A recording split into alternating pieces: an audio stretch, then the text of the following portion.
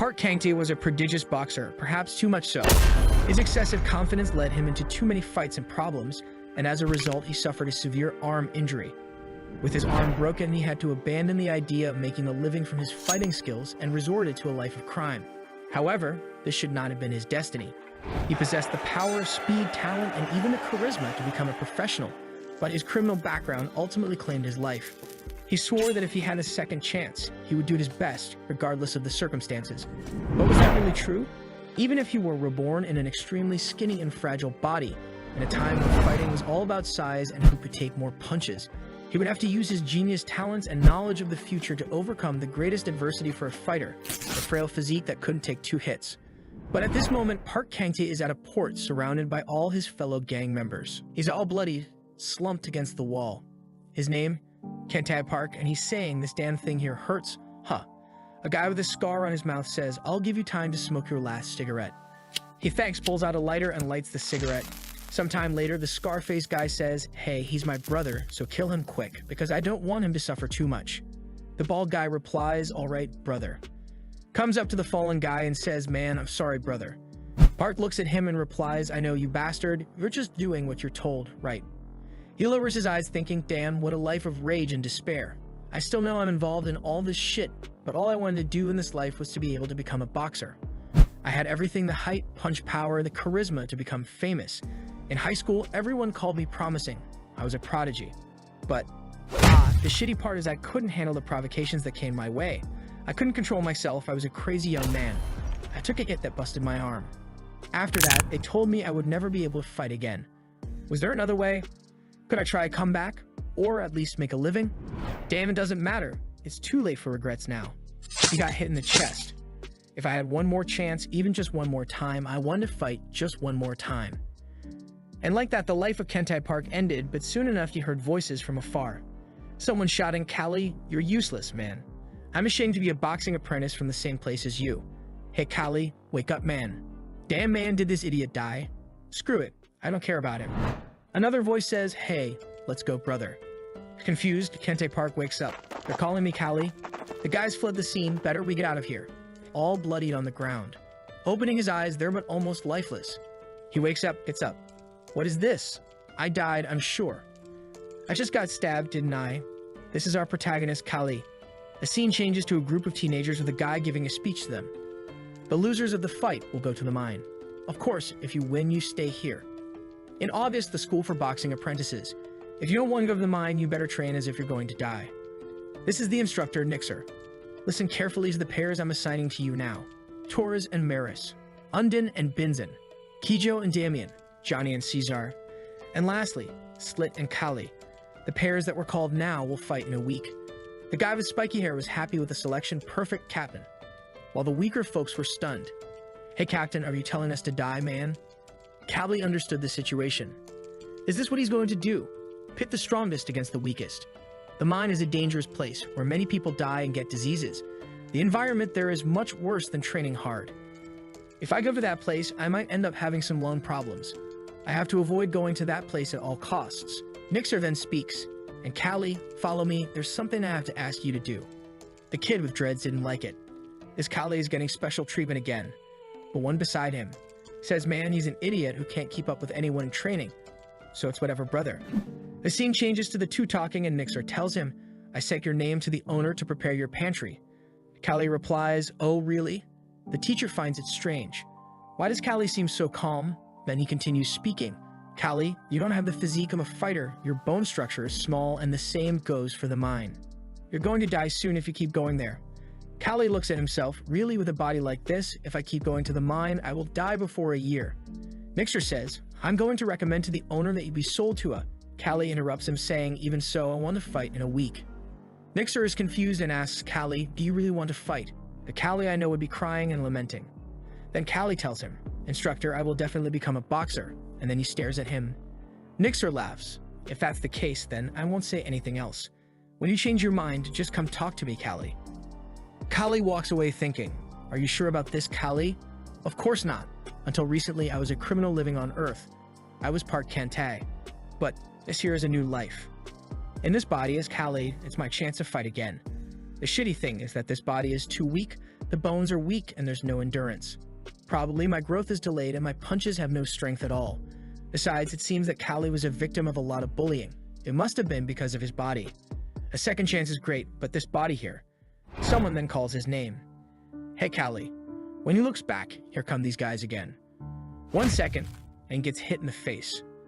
I never liked this bastard here. The fact that the instructor keeps calling him all the time also pisses me off. He was bragging that this guy's father was a champion. He should just die, man. Insignificant bastard. A guy on the side says, really, this kid is pathetic. Oh, but what happened today? Normally, he would already be crying on the ground as usual, but he's resisting. The protagonist thinking, what a disgrace, how pathetic was the owner of this body. Slit looks at him. Hey, I just want to see you in a week. Don't show up in front of me. Kangtae responds, perfect, because in a week, you're going to the mine. Slit rushes to hit him from above.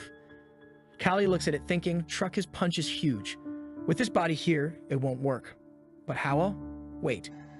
His punch is too slow. What is this? Poof, easily dodges. Wait, how did I dodge? Just like that? That grabbed the attention from the boy in the tree. Slit comes to give another one, while Kangtae thinks it's not an illusion. It's so clear. The trajectory of the fist, every detail of the hand. It's as if I could see everything. It's like he's fighting in slow motion. It's here where the guard is lower, hit right in the solar plexus. The kids all get a shock, but Slit grabs him. What? Kangtae, you're dumbass. Unfortunately, his punch didn't do anything, and now he's going to be beaten up. Some punches later, the guys are leaving. Ah, trash like that, making jokes. But the guy that was in the tree looked back, stares at his body, and turns around. The protagonist was smashed on the ground, but he was dying of laughter. Why didn't I notice until now? The thing that's as important as weight in boxing. Coordination and reflex. The coordination of hand and eye that can see every grain of sand. And that follows your movement, and reflexes that can dodge any punch. It seems I have quite a useful gift, don't I? Ha, I'm not going back to that mine. I'm going to fight and win, and I will survive in this place. 20 years ago, the rising revolt of the armored gladiators. A situation so tough, even regular troops would have trouble dealing with it. The kingdom, barely managing to suppress the rebellion, later abolished the system of slave gladiators. And that's how the fighters were born. The fight to destroy an opponent with just fists. That delighted the audience. Okay, that was why I found out about fighters in this world. But this body is so trash. Then we see everyone's running in the morning exercises. Damn, if I get too tired, I'll be even more exhausted for the fight. The guy next to him. Hey, Kangtae. You're already tired, my man. It's better if you run slowly. But he says, I'm fine, man. I don't care. I'll do everything I can to survive in this place. I can't get strong and I won't even stay alive anyway, so whatever. A voice then shouts, it's over now, everyone stop. Kangtae is thinking, damn, I could run better even when I was drunk. Nixer stares at Kangtae. That kid always lagged behind, and now he's in the middle of everyone. If he had shown this determination before, we wouldn't have to let him go. What happened to him? Some kids are talking there. Hey man, you don't think Kangtae ran too much for someone who got beaten up today? The guy next to him. Dude, don't you think he's been strange since we hit his head? Nixer hears. Kangtae hurt his head. What are you saying? Hey, Instructor Nixer. They then told him everything. And then Nixer calmly asked. Kangtae was beaten up by another group? Yes, I think he was beaten more than usual, you know. I even thought he was dead because he was bleeding everywhere. Ear, head, nose. Hey, Nixer. Could that be what made him change so much? The near-death experience? Who knows, but it's good to keep an eye on this kid. Then they had individual training in the afternoon. Everyone's working hard to avoid going to the mine.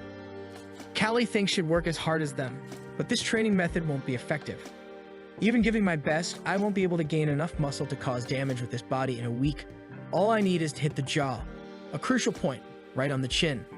It's the only place where I will be able to cause significant damage because it will make that kid's head shake. That's it. Hit and make him fall. Precisely, perfectly, right on the chin. A guy appears behind. Kangtae, what are you doing now? I'm in the middle of my training. Why aren't you training like the other guys in our group, huh? Kangtae replies, I have my way of training. For me, they're all outdated. The instructor gets angry. What an insolent little kid, huh? We were all fighters even before you were born. You won't gain anything by ignoring your seniors, you know that? The protagonist thinks, in this place, everyone fights in a smash-everything style, as if it were a heavyweight fight in my world. Everyone just tries to deliver the strongest and most direct punch, but that's something that won't work in this body. The senior continues, Kali, now go pick up that log, but Nixer puts a hand on his shoulder and says, wait a minute. Are you learning this from your father, Kali? He nods yes. Well, if that's the case, then you can use this style on our training field. If it's the style of champion, there's something to learn from it. You're authorized to continue, Kali, Nixer thinks. Kaviram was a champion, but he wasn't a boxer. Did he teach Kali some other kind of training? Well, anyway, he really seems to have changed after that day. This kid is different. The sun sets and Kali is exhausted. Oh, I'm dead. I wanted something sweet to eat. He looks up. What? An apple tree. Picks one and starts eating. He then hears a voice. Hey, what are you doing there? He looks and sees a girl. Who is this girl? She's just staring at him with a face that's not happy. She asks if you don't have an explanation. Now pick an apple for me and come down. I want one too. He grabs one in desperation and comes down. Here, take it. She starts eating. Good job. But aren't you a slave from the training camp? Don't tell me you don't know this is the garden of a noble family. If you're caught, you'll be punished. He tells her, I really didn't know. Damn, if I get punished and get hurt, how am I supposed to compete? Then she laughs. It seems you also don't even know who I am, do you?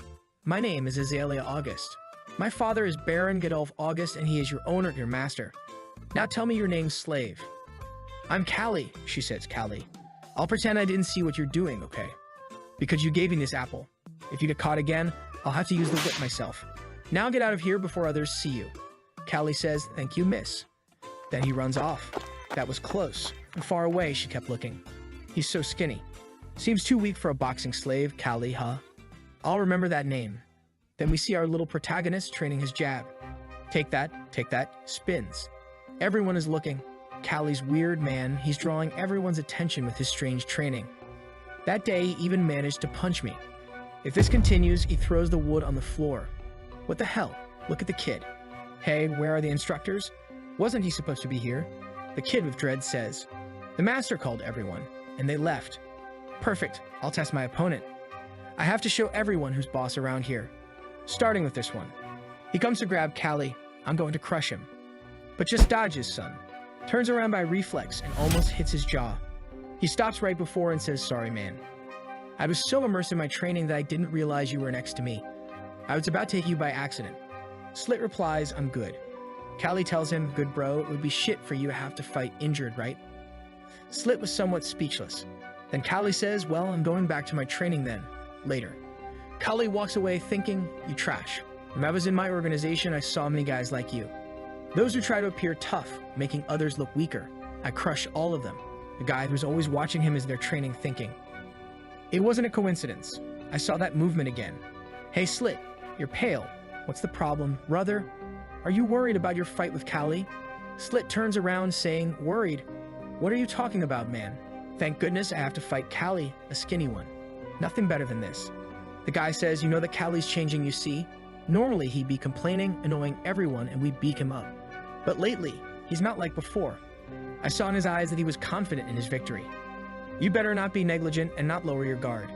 Slit is losing his cool. Everyone is giving attention to Kali lately. Even Torres now is talking about him. But then Torres comes to Slit and tells him, relax bro, it's Kali after all. Just beat him up and send him to the mines, right? Slit says, of course, man. That's what I'm going to do. It'll be easy. Meanwhile, at the Godolph mansion, a meeting is going on. The noble is speaking. It appears that the preparations for the fight are going well. Nixer responds yes. They even started living in the training facilities after they started training. The noble named Godolph. On this list, it appears we have a man named Corys, right? He's the promising one you talked about. What's he like? Nixer says he's quite promising. An extremely balanced fighter, a lot of strength and agility. Not to mention he's aggressive and skilled. Besides, he seems to be always trying to improve on his weaknesses. He has the potential to even become a champion. Godolph says, I'm interested in this one. Also, there's something I wanted you to do for me. What is it, sir? As you know, the reputation of our training center has fallen. We're facing some financial difficulties and had to send half of our slaves to the mines because of a lack of resources. So I want to invite some commoners as spectators and raise some money. I'm sure everyone is missing a good boxing fight, so they'll certainly enjoy this. Can you provide them with a fight worth watching? Nixer replies, yes, of course. Thinking, this guy is my master, but he's incompetent. He's the reason our training center fell in the first place. Baron Godolph August is all because of his greed. He's been running this place for 15 years. In the first 5 years, he managed to keep it afloat because he inherited the boxers that his parents took care of. This is a barren territory with little arable land, so he always sustained the family with the profits from the training center. If only he hadn't sent those kids to the king's tournament 2 years ago. And then he remembers a kid saying, "Relax, instructor Nixer. I'll go there and show what I'm made of." But they all came back beaten up. If you hadn't done that, the training center would have had some chance of recovering. Someone then says, "Dad, I want to see the fight too." Azalea asks, "Can you prepare a seat for me?" The Duke asks her, "Why, my girl? Didn't you say you hated it because it was too barbaric?" She says, "Sometimes I think barbaric things can also be cool to watch." But Nixer advises, "Miss, it might be too stimulating for you." Then she replies, "I think stimulating things are fun." The father then agrees, "It seems you really want to see this." But she's thinking, "Actually, I'm not so interested in these fights, but I want to see for myself. How does that skinny guy fight?" And now it's the fight day. Everyone in the city gathers around the ring. Our protagonist is entering. Finally, the moment has arrived. Hands in the sky. Everyone's shouting and Tor is saying, "Easy." He already defeated his opponent in the nobility area, the Baron says. "Wow, that was really a great fight. You trained Tor very well and turned him into a champion in just a year." Nixer replies, "Thank you, master." The announcer says, "Next up, Slit and Callie." Azalea is there thinking. Most guys are tall, muscular. But that Callie, he's short and skinny. Why does he think he can win with that body? Nixer is there reflecting, really for a fighter, physical form is absolute, since a good body represents strength. However, there are some ways to win. The two are facing off. Slit says, "Hey Callie, why don't you just give up, kid? If you fight me to the end, you're not going to be okay, man." Callie hits him with his words. "If you were as good at punching as you are at making threats, you'd already be a champion, Slit." But inside he's thinking, "I knew this would happen, but I can't even find a place to hit this guy. The biggest problem is the difference in physical form. Nothing will happen if I hit his torso. I need to hit the jaw. To do that, I need 2 things." But here comes Slit's punch to his face. He dodges the first one. Slit stares at him. Callie thinks I need to make him lean his upper body, like he did now. It keeps dodging. Each punch he throws, he always tries to move to the side, so the guy has to change the direction and lower his guard. But the audience is not enjoying this style. "Ah, stop running, you bastard kid. Hey, you skinny. What are you doing, coward?" While Slit is there confused. "I'm on the offensive, but I've almost lost all my energy already. But why does that idiot seem to be so fine?" Then he comes to punch with his rubbish, while Callie thinks, "Well, I just need to make him keep attacking me. He will lose much more energy than me, who's just dodging the attacks." And now the second part, when he lowers his guard. But then Slit just grabs his shoulder. Callie is confused. Wait, this is cheating. But takes one right in the ribs, and that punch broke something. He's thrown to the ground. Callie stares at the audience. Everyone is cheering. Isn't anyone seeing that this kid cheated? He grabbed me with his fingers, not with a glove. But the referee already started the countdown. 10, 9, 8. Wait, I didn't think this would happen. What am I going to do? 5, 4. Ah, get up, get up. How many ribs did I break? That's not the problem now. Hey man, can you continue the fight, Callie? He's thinking, I already died once. I won't die again. But Slit tells him you're going to regret getting up. He's standing there, but his face and his ribs aren't looking that great. He broke all that shit. Now I won't be able to move freely anymore. Slit comes in to punch. Now it's screwed. I have to do anything. He headbutts the guy's hand. Perfect. He's surprised. It's my turn to attack now. Charges at him. The kid comes in for a punch. Callie ducks underneath. I just have to dodge. Now's the chance I needed. I created it. This is mine now. Then hits him right in the jaw. Slit stumbles backward. You think just one of those will get me? Boom. Falls to the ground. 10, 9. Everyone in the audience is confused. What happened? 4, 3, 2, 1. The winner is Callie. Everyone in the audience is perplexed. How is this possible? This is madness, man. That skinny guy won? But our guy is thinking, I survived and I'll make this life worth it. A week later, the slave traders arrived and half of the apprentices were taken to the mines. The only exception among all the lower students was me. There were only 10 people in the training camp and everything was very quiet. Inside the August mansion, the two go up the stairs and Nixer says, the handcuffs will be released when you return to the training center. He looks around. So this is the August mansion. It's my first time entering this place. Nixer asks, and how's your body? He replies, it's all right. But why did the miss call me to come here? Nixer explains she seemed to be interested in you after watching your fight. Later, in Azalea's room, she says, "Hi, slave. We meet again." While he thinks, "Don't say again, they'll suspect something." Azalea then says, "Nixer, could you please wait outside?" Nixer replies, "All right then, miss." Then she tells Callie to sit there. He tells her that he's fine and doesn't need to sit. She says, "Since that's the case, I won't go against your will." But he asks her, "Why did you call me here?" Azalea gets frustrated. "My God, how impatient, huh? You're too tense. Have a fruit first, ease the mood." He bites into the apple. And she explains, "Why did I call you? Because there's something I want to ask you. You know that as a slave, you don't have the right to refuse, right?" He agrees but thinks this girl's hard to understand. She tells him, "You were amazing in the last fight. You managed to win even with those skinny arms, and you knocked him down with one hit.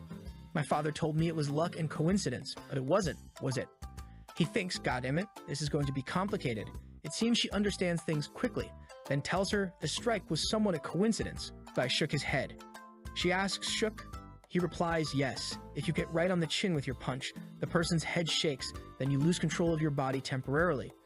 Of course, this only happens if the impact is very strong." She's impressed and interrogates him, "So you aimed and hit right on the chin?" He agrees and she cracks a little smile. "Very well, Callie, I'm looking forward to your next fights. Keep winning and become a professional boxer. If you become a champion, you might even become a free person." Outside, Nixer removes the handcuffs and Callie thinks, a free person? Who knows? Then he went to the afternoon training. Tor is training hard there, thinking, "This is now my goal, I will achieve my freedom." And then he remembers he will become a very strong king, Torres. When he was 14 years old, Nixer told him, "If that weren't the case, I wouldn't have taken you from farm work. You have a good physique and spirit, so just work hard. Become a champion and turn into a free person." He throws wood on the ground. "Damn, I hate guys like Callie who do pathetic things without a goal, or at least that's how he used to be." But suddenly, he changed, defeated Slit, and survived. Really, you can never tell what's going to happen in this world. A kid with green hair arrives. "Hey, Torres, what's up? Let's smash Callie, yeah." "Hi, name's is Koji, nickname Praying Mantis." But Torres says, "Get out of here, you're interrupting my training." Koji replies, "What's up? You're not coming with us." Torres thinks if that kid really wants to change that much, I won't bother him. And I used to get mad and annoyed because he acted like a loser. But look at him now. His ribs are fully healed and he's back to exercising in the same time it took them to heal. Not to mention he's gained some muscle. But they went to bother Callie anyways. "Hey Callie, haven't seen you here in a while." Callie thinks, I was wondering when you would show up." Koji asks, "It was from winning easily, wasn't it?" Callie warns him, "Man, don't start that. It'll be a hassle if you get hurt." Koji gets mad. Callie, if you're here disguising your fear, relax. I'll go easy on you." Callie corrects him, "No, you idiot. It'll be a hassle if you get hurt." Koji calls him trash and tries to hit him, but he just dodges. Dodges another, and then takes one on the chin too. Thinking this kid must have thought I won by chance. Such idiots. Towering height, impressive reach. It's like facing someone with a spear. Punches that allow no approach. Long reach, very advantageous. But the Mantis has a wide movement, a curved swing. He strikes from the sides. He's not taking any advantage of all that reach. In the end, he's just a big punching bag and falls to the ground. I just need to not give this guy any opening and take another hit. The guys are all pissed. Just keep the pressure, dodge, and take. To this damn kid, 3 against 1, he dodges again, damn. Then Koji says, "Kid, don't get cocky just because you landed that punch on me." Then Callie told them, "You guys are coming in 3 because you know you can't handle it alone, right?" "Shut up, you shit," he throws another. But then he dodges and suddenly takes me in the back. Callie thinks, damn, they ignore the others and are just beating me to boost their ego. He falls to the ground and remembers. To be honest, I wasn't much different. But Torres tells them, "I can't take this shit anymore. If you're going to beat someone up, do it right. Why don't you fight him alone, huh?" Koji was confused. "Torres, why are you on Callie's side?" But he replies, "I'm not on anyone's side. I'm just pissed at the asshole who was defeated by Callie and is now acting like that." The scene changes to Callie and Koji fighting. And Callie saying, "You're just wasting your talent. Your movement is too wide. You're all flawed." He takes one on the chin. Torres thinks he acts like an experienced boxer. This kid has potential. His father was a champion. Callie asks, "Torres, I thought you hated me. Why did you help me?" Torres turns around and says, "I have no reason to explain myself to you. Get out of my sight, kid." But after that, nobody ever challenged Callie again. They silently acknowledged that Callie was now among the best in that training camp. In the guest reception room of the August mansion, the owner is speaking. Don't worry, proceed with the fight as usual. Nixer is at the door, afraid that the Baron has made the same mistake. He enters and says, Master, I told you refuse this. Why did you accept this fight? The Baron punches the table. Can't you make it happen? Anyway, Dorman didn't bring any real boxer. We will win if you train the kids right. Nixer warns, this situation only has two outcomes. Either we prepare the worst to get beaten, or we send our best and risk everything. The Baron yells at him saying it's an order, choose the best. I want to see Dorman lose his patience. But Nixer is angry, thinking, when will he realize that he is the reason this training center is destroyed? If veterans like Torres can no longer fight, this field will end. 4 days, I must prepare these kids for this competition. He then speaks to the boys, Torres, Koji, and Callie. I have decided to train you 3 and put you in a fight against Dorman.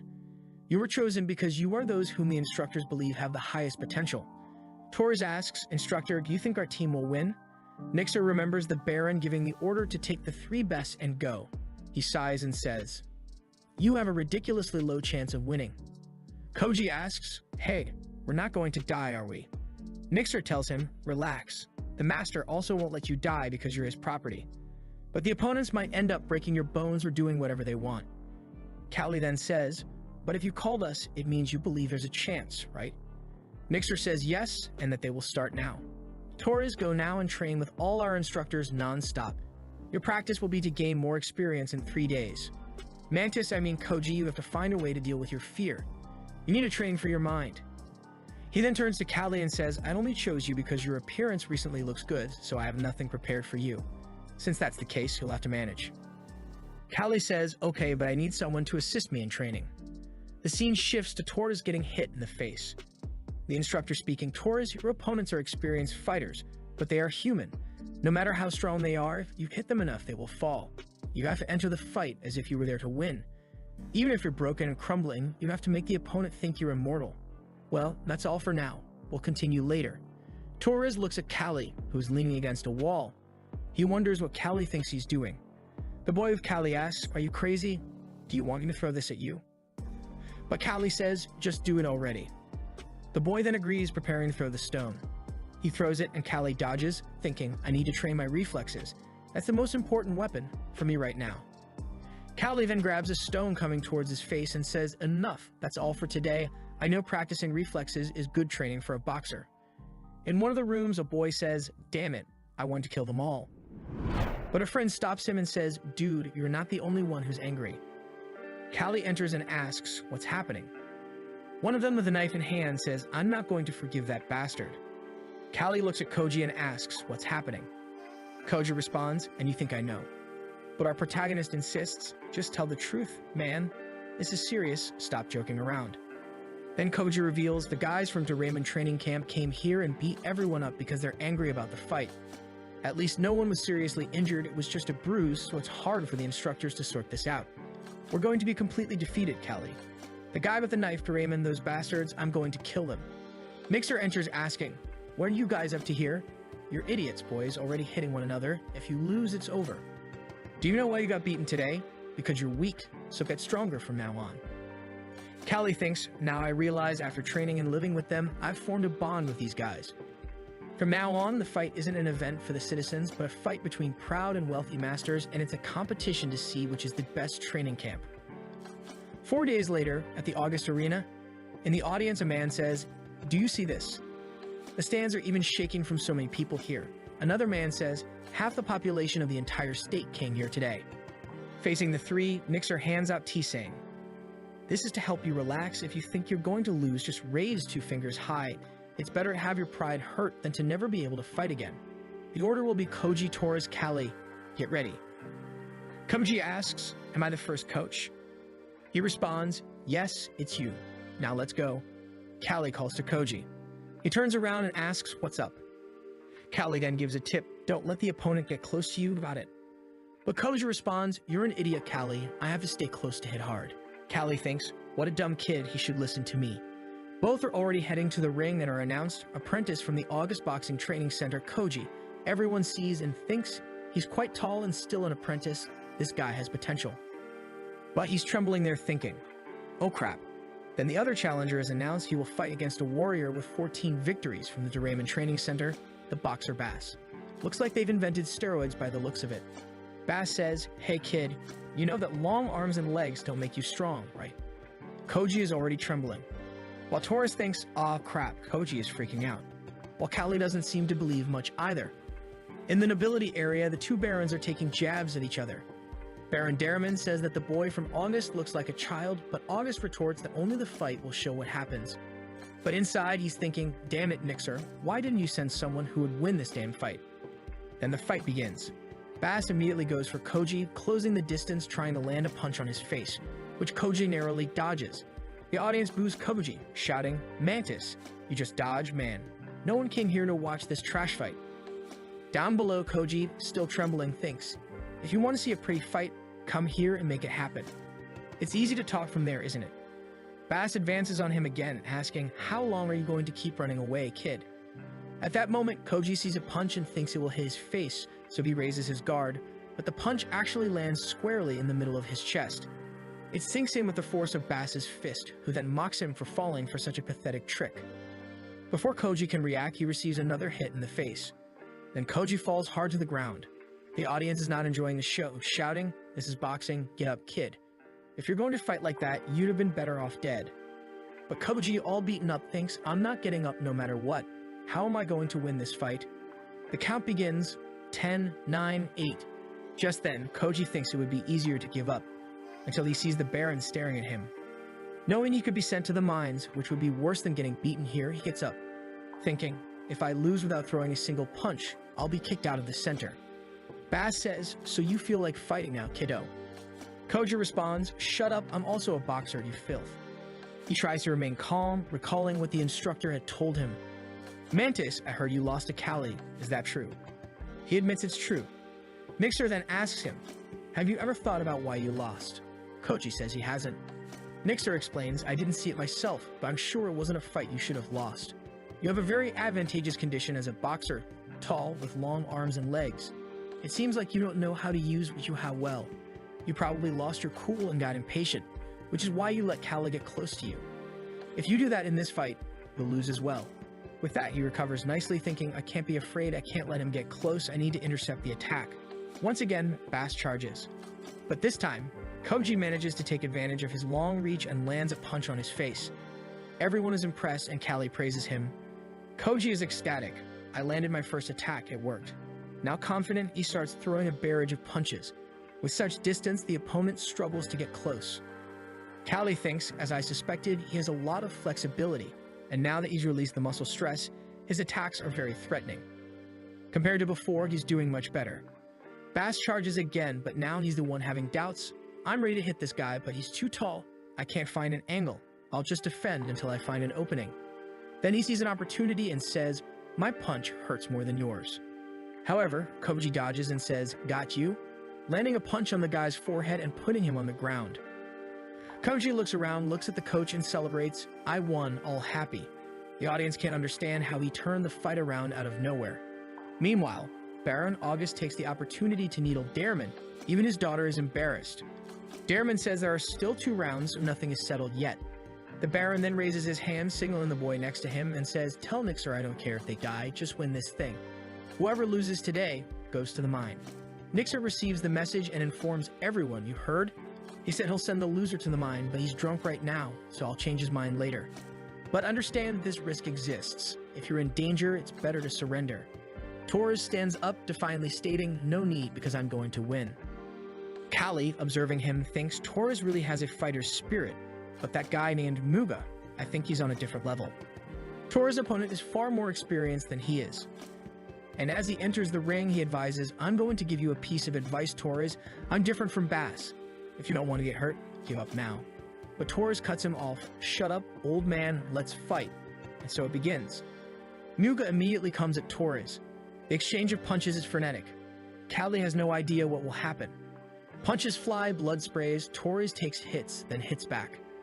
He manages to land the first few punches, taunting, "Woke up to reality, old man." But inside, he's thinking, "Even if I feel like I'm going to collapse, I need to keep acting like I'm going to win this." Muga says, "You really do look like a soldier, kid. I take back what I said." He moves into punch. Torres is confused by the movement, and it turns out to be an elbow strike, which hits him square in the face.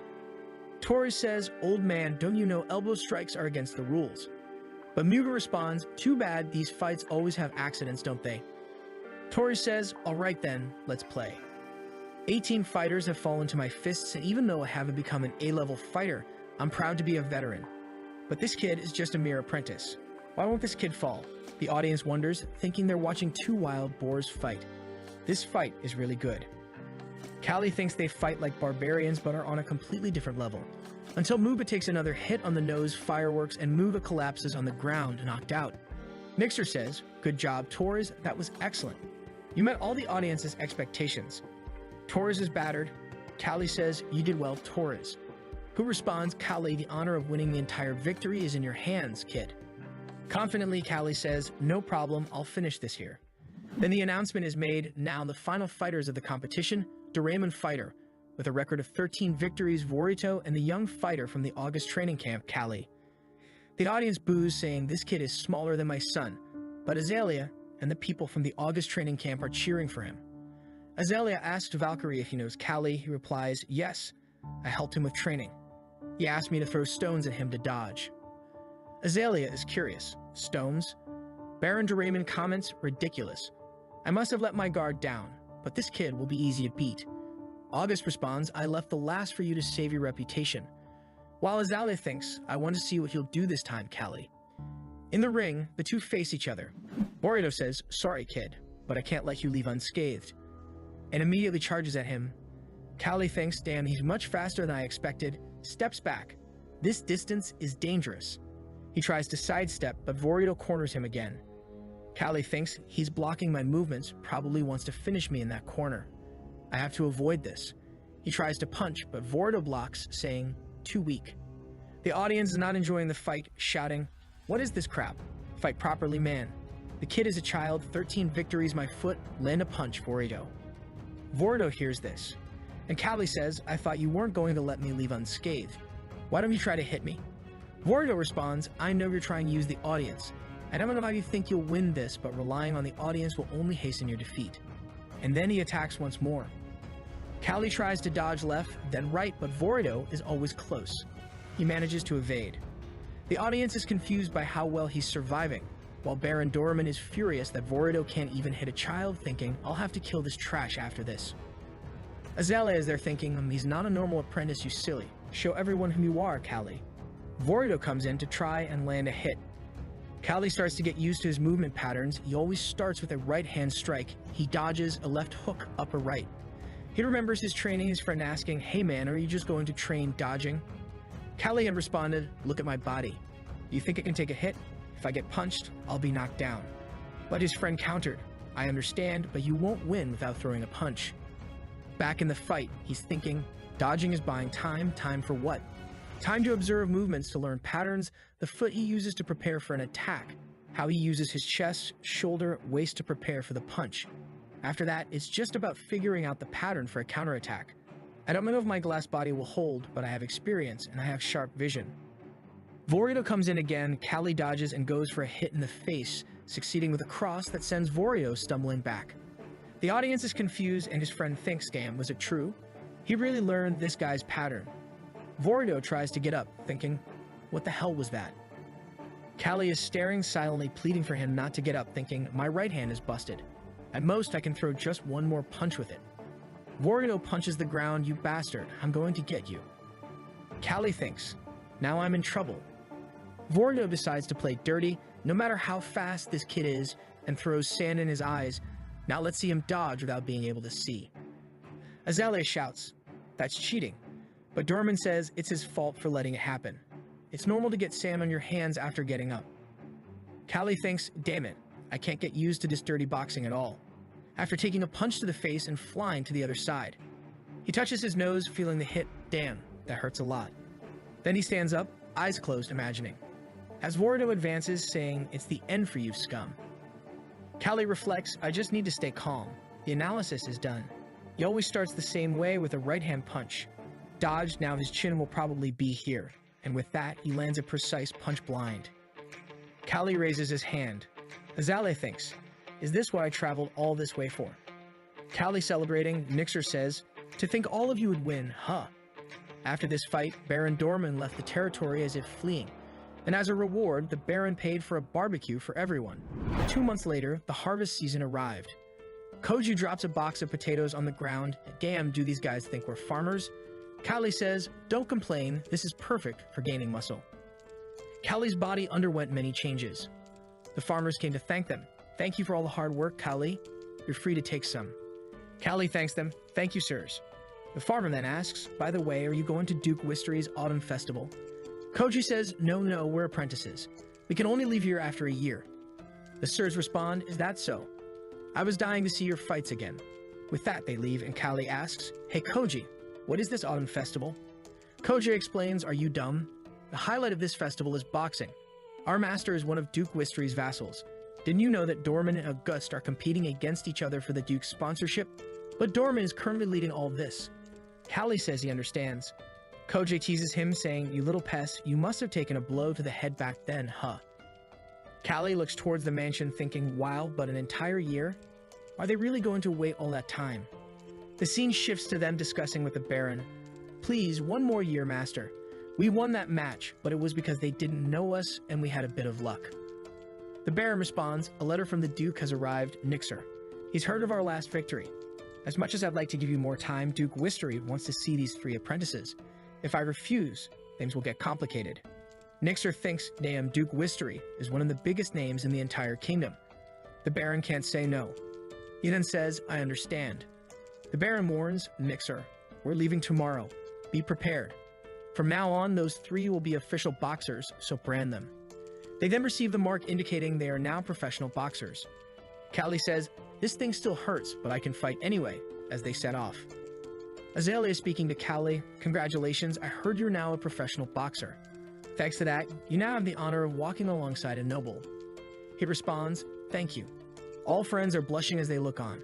She says, "I think you must have changed a lot right after everything at the festival." Koji says, "Man, isn't she a babe? Those intense red hair, seductive lips, she's a beauty even from afar." Callie thinks, "Yeah, she really is beautiful." But Torres warns Koji, "Be careful, if the master hears you saying that, you'll be punched to death." Koji asks, "Since when do you care about me?" Torres then says, "Callie, the truth is he likes her." They keep arguing and Callie tells them to quiet down. They then stop to rest for a bit. Koji says, "This mountain path is awful, bugs everywhere." Callie responds, "Who would have thought the bridge would have collapsed due to the rain?" "Yeah, the problem is we might encounter bandits here." The Baron then says to Azalea, "Look, the sun sets quickly in the mountains, so you sleep first, girl." The Baron then tells the soldier tying up the horse, "We're leaving as soon as dawn breaks."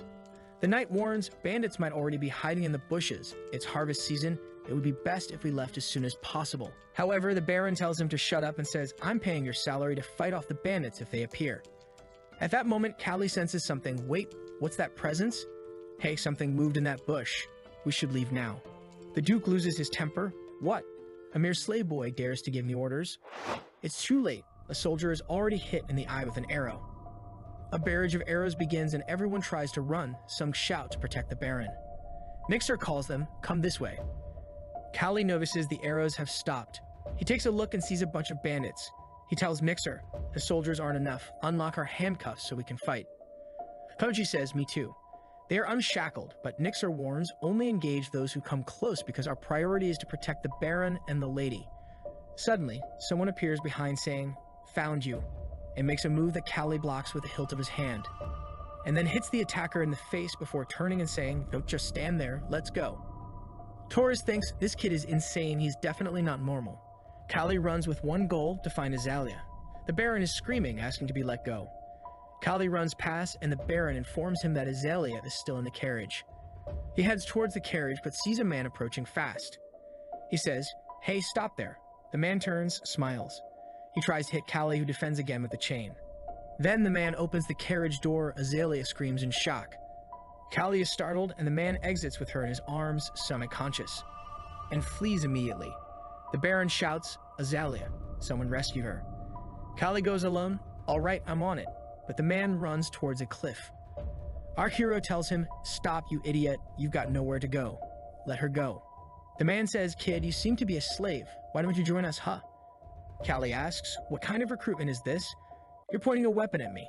If I follow you, will I end up dead like every other bandit?" The thief responds, then the talk is over. Our hero notices this guy's movements are too rehearsed and asks Gladiator. The bandit confirms yes with 42 victories and goes for the attack. Our hero is frightened. A one-on-one fight will be tough with this guy. He dodges and moves back. The bandit is confused. Did this guy run away? But when he looks, Callie has already grabbed Azalea and is running. Without a second thought, he jumps off the cliff thinking, why fight when I can run? They fall into the water. Azalea wakes up a while later with Callie calling her name. She gets up and he is relieved. Phew, finally you woke up. After a while, she says, I got the situation. You better remember that guy with the eye patch who hit me. Callie feels quite proud. To think the desert camouflage techniques would come in handy. Azalea looks at him and says, I'm really cold, light a fire at least. But he explains that it's not possible. The trees are too wet to be lit. Not to mention that guy might end up finding them. She calls him useless. Callie notices she's shivering from the cold. Her clothes are wet and lowering her body temperature. So he explains, Azalea, if you keep those wet clothes on, you'll catch a cold. Your body will warm up faster if you take them off. Naturally, she takes this the wrong way. He says she's got it all wrong. He just thinks it's better to do this than to die of cold. He'll turn his back so he won't see. Hila retorts, you're being quite bold, aren't you? Callie responds, I have to protect you from now on. If anything happens to you, I'll be killed. Shyly, she warns, you better not look back. If you do, I'll stab you with my blade. Our hero replies, all right, all right. Internally, he's thinking, don't imagine anything, better not to think too much about this. Then she tosses her wet clothes onto a rock and he asks, are you feeling better now? But she's still shivering. Even without her response, he knew she wasn't okay. After all, he was freezing too. He then says, I know what the solution is. We have to use our body heat to warm up. She insists she's fine. However, he ignores her and starts doing push-ups to warm up. She asks Callie, what are you doing? But he stands up without looking at her, sits down beside her and pulls her close, leaving her confused. What are you doing? He says, I already told you we need to stay close to stay warm. I heard this is what soldiers do in the winter when they're dying of cold. I know you don't like this, but I'll die if anything happens to you. With that, they spend the night in the cave. The next day, they're walking in the forest. He says, this area seems safe. Can you walk okay? She asks, why? If I can't, will you carry me? Callie realizes, so she's so mad, Her stomach growls and she's a bit embarrassed. I couldn't help it. We haven't eaten anything since yesterday. Our hero says, you mentioned you had a knife, right? Next scene, he's slicing a small fish. They eat, and he says, if we follow the stream upwards, we'll reunite with the others. She asks, but what if we run into the bandits again? Callie says, unfortunately, that's going to be a matter of luck. There's nothing we can do. She calls him irresponsible, but he retorts, I'm doing my best here. All that's left is for us to rely on a bit of luck. Azalea glances at him. This kid, he doesn't look like a slave, nor does he look like a boy. I'm sure he hasn't studied or had any education, but it's comfortable being around him. Mysterious boy, she thinks. Callie turns asking, did you say something? No. Pay attention to where you're walking, kid. Then the bandit who nearly kidnapped her is seen muttering, I was going to sell her for a good amount. That brat, I'll finish you if I see you again.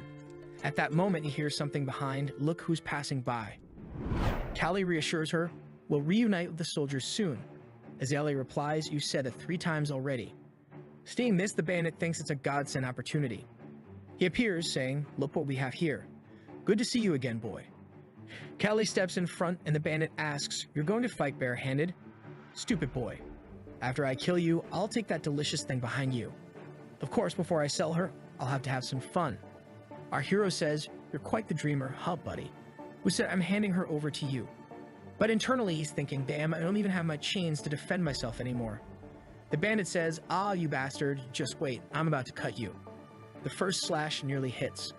Callie narrowly dodges. The bandit says, you're quick, but let's see how long you can keep up. He attempts another strike, but Callie dodges, ducks a side slash, and the guy turns and kicks him, thrown far onto the ground by the kick. Azalea screams, Callie, be careful.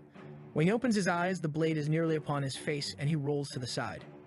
Darn, I only have my hands while he has a lethal weapon and a greater reach. But I know how I'll win this. The same way you overcome someone with long arms, you have to get in close against long weapons. With that, he charges towards the bandit, who says, crazy kid, you're charging towards death. He dodges the slash and lands a solid hook to the rib, making the man tremble. Enraged, the bandit attempts another slash but misses and says, "You think you're something because you landed a punch." Callie thinks, "All I need now is the courage to face a blade head-on and a strategy to move forward." He charges again. The man attempts a side slash. Callie dodges to the other side. This brat is always in my blind spot. He finds another flaw in the bandit's defense and lands a punch right on the chin. Spitting blood, Callie grabs him by the shoulder and pushes him to the ground, lands a punch right in the middle of the nose, follows with an elbow strike. Thinking, "Darn, I'm at my limit," both fall and the blade lands beside the man's hand. "Bastard, I'll kill you." However, Azalea picks up the sword and says, "Now pay for your crimes," and stabs him without hesitation, declaring 1,000 deaths would not be enough, continuously striking. Callie thinks she's really crazy. After dealing with the leader, the soldiers find them and they are saved. Amidst it all, Callie gets a cut on his nose. Nixer says, "You're lucky, kid. If you were taller, you'd have been blinded." Callie says, "Now my face looks more masculine." The Baron comes to thank him. "Thank you for rescuing my daughter, boy." Callie is impressed by the Baron thanking a slave and says, "It's okay, sir. I just did my task." But the Baron says, "Rest, you've earned it. Now those guys, those scoundrels, don't do any work at all. You're a young man who had to do what a warrior was hired to do." Koji then asks, "Anyway, you be a splendid gladiator. What kind of technique did you use?" Callie says having a weak appearance has its advantages. The opponent always lowers their guard. Koji says, "Don't lie, kid, you be a gladiator. We were even allowed to travel by carriage." Finally, they arrive at the Duchy of Eustra. Duke Wister greets the Baron. "It's been a while, Baron August. It must have been a long journey." The Baron responds, "Thank you for having us, sir." The Duke then says, "Azalea is also here. You really remind me a lot of your mother, girl." She thanks him. "Thank you, Sir Duke." Callie is there in the background. Earlier, she had told him, "One of my servants is ill, so you'll have to take me there. You're the only one suitable for this, since everyone else is muscular and too aggressive." Hearing this, he thought, "I guess I really need to train more." At the table, the Duke is saying, "Ah, true. August won 3 matches in the last boxing fight. I heard they were all apprentices." August says, "I'm not trying to boast here, but recently they've become official boxers." The Duke responds, "Look at that, as expected from your excellent training camp." The conversation goes on, Azalea bored with the place.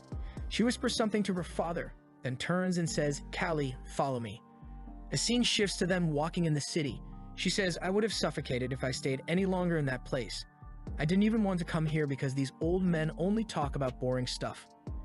Callie says, "Hey, you seem upset." She explains, "It's because my father is obsessed with finding me a husband. Isn't it terrible that I'll be tied to someone I don't want?" Callie responds, "I don't really know what to say in this situation." But Azalea declares, "I won't let that happen, Callie. Oh, this is a local delicacy. I bet you've never tasted anything like this." Callie thinks, "Really? The only sweet I've tasted here was fruit. Well, this is really good." Azalea gets convinced and Callie becomes shy. She is very beautiful and attracts many gazes, but then there's that old woman staring at him. The old woman approaches, asking the beautiful lady if she can read her fortune. Our protagonist says, "Hey, let's go, Azalea." However, she's intrigued. "No, I want to hear this." Knowing about destiny sounds interesting, and heads towards the tent, all excited. The old woman offers to do it for free. They enter and Azalea is fascinated. So, this is a fortune teller's tent. Callie, however, senses something off. What's this old lady planning? As she touches the orb, she says, It seems your life won't be peaceful. You will face many ups and downs." Azalea responds, "Oh my god, how incredible. I live an interesting life. If it were like everyone else's, it wouldn't be fun. Now tell me about my marriage and fortunes." Callie thinks, "God, fortune tellers are the same everywhere." The fortune teller says, "Your partner seems to be very close to you, but it won't be a love blessed by everyone." Azalea becomes a bit shy, and our protagonist is somewhat lost. The fortune teller then looks at the protagonist. "Shall I include a reading for this young man? What do you think?" However, he responds, "No, I'm good." But Azalea insists, "Hey, don't be a spoilsport. It's free." So the fortune teller does a reading for Callie, saying, "I see a place so distant, a place that people here can't even imagine." Callie asks, "What's this place like?" The fortune teller answers, I can't quite say. I'm just speaking of what I see." Azalea asks, "What do you see?" The fortune teller tries to describe something like a carriage, but metallic, a human talking in a box of glass. Callie is confused. Wait, is she actually seeing my past? The fortune teller says, "You have a very unusual aura around you, as if you have the spirit of a guardian by your side." Azalea says, wow, maybe that's why you're a boxer. It seems to be the reason for your victories. But Kali replies, that's a myth. Only an idiot would believe in those things. She gets a bit angry, saying, I know about these things too. You don't need to lecture me, and leaves the tent. He stands up saying, Miss Azalea, that's not what I meant. Ah, the old lady looks at him and thinks a slave. Impossible for someone with such vibrant energy to end up a slave. For 3 days, he had to endure her moods throughout the castle until it was time to go where the other slaves were. He thought he would finally have peace, but a soldier stopped him and scoffed, what? The skinny guy is a boxer. Boy, you're a boxer. My son is a hunting dog. Kali was confused. Why are these guys looking to pick a fight with me? He then asks, can I go through? The guy says, sure, yeah, go on, crawl under my legs. They both laugh mockingly, and Kali asks, have you ever been punched by a boxer, or are you looking to find out? The soldier loses his temper. How dare a slave, and goes to strike. But someone interrupts, asking, what do you think you're doing? The Duke arrives, and the soldiers explain, Your Excellency, this slave, he. The Duke cuts them off. This boy is my guest and belongs to Baron Auguste. Are you trying to tarnish my name? The soldiers walk away sheepishly. The Duke looks at Kali. I didn't realize you were a boxer when I saw you. You're one of the three, aren't you? Kali confirms, I am. The Duke then notes, well, your shoulder muscles are well developed, but to beat a gladiator with that, what are you hiding? Our protagonist is somewhat confused. The Duke cracks a little smile and says, sorry, it's just that I really like boxing, kid. Forget about this, okay? I'll keep an eye on you during the fight, you know. Kali is left wondering, what was that all about? Meanwhile, at the lodging for slaves and boxers, everyone is training. Kali says, when you're overthinking, the solution is training. Doing one-handed push-ups, impressive. Torres comes over and asks, so did you enjoy your 3 days at the castle? Kali responds, I thought I was going to die if I had stayed there, that's for sure. Nixer says, wow, this place is impressive. These kids have grown so much since the last time I saw them. They have the strongest boxers of Doraemon. If we're lucky, we might avoid fighting them. The number chart could be completed before our fight. Torres asks, instructor, is it really luck that we're not fighting? Nixer explains, for now, yes, it's too early for you to fight the boxers from this place. Suddenly, Torres challenges him. Are you telling me to just rot from training? I'm ready to beat those guys. Nixer gives him a stern look. Don't make me laugh, kid. You're still a child and would be killed in the preliminaries. You really need to learn your place. When a boxer has dozens of consecutive victories, it means he has a lot of people under his feet. If it weren't for this fight, I would kill you guys. Torres apologizes, sir, I was wrong. Nixer says, no matter how strong someone is, one wrong move and it's the end. Koji says, I'm worried about you. At that moment, everyone hears a commotion. It's the ogre of Doraemon has arrived. Nixer, the ogre. When people look, 3 meters, 4 meters, Nixer is scared. My God, Doraemon really went all out to bring this monster. Koji is trembling. Hold on, is that guy even human? Nixer explains, everyone calls him a monster. Kali, looking, thinks, don't mess with me. It really looks like an ogre out of the fantasy book. The ogre of Doraemon, a warrior with 76 victories in 1 year. According to rumors, he tears his opponent's limbs off with his hands. His nickname really suits him. Koji says, hey coach, isn't that dangerous, man?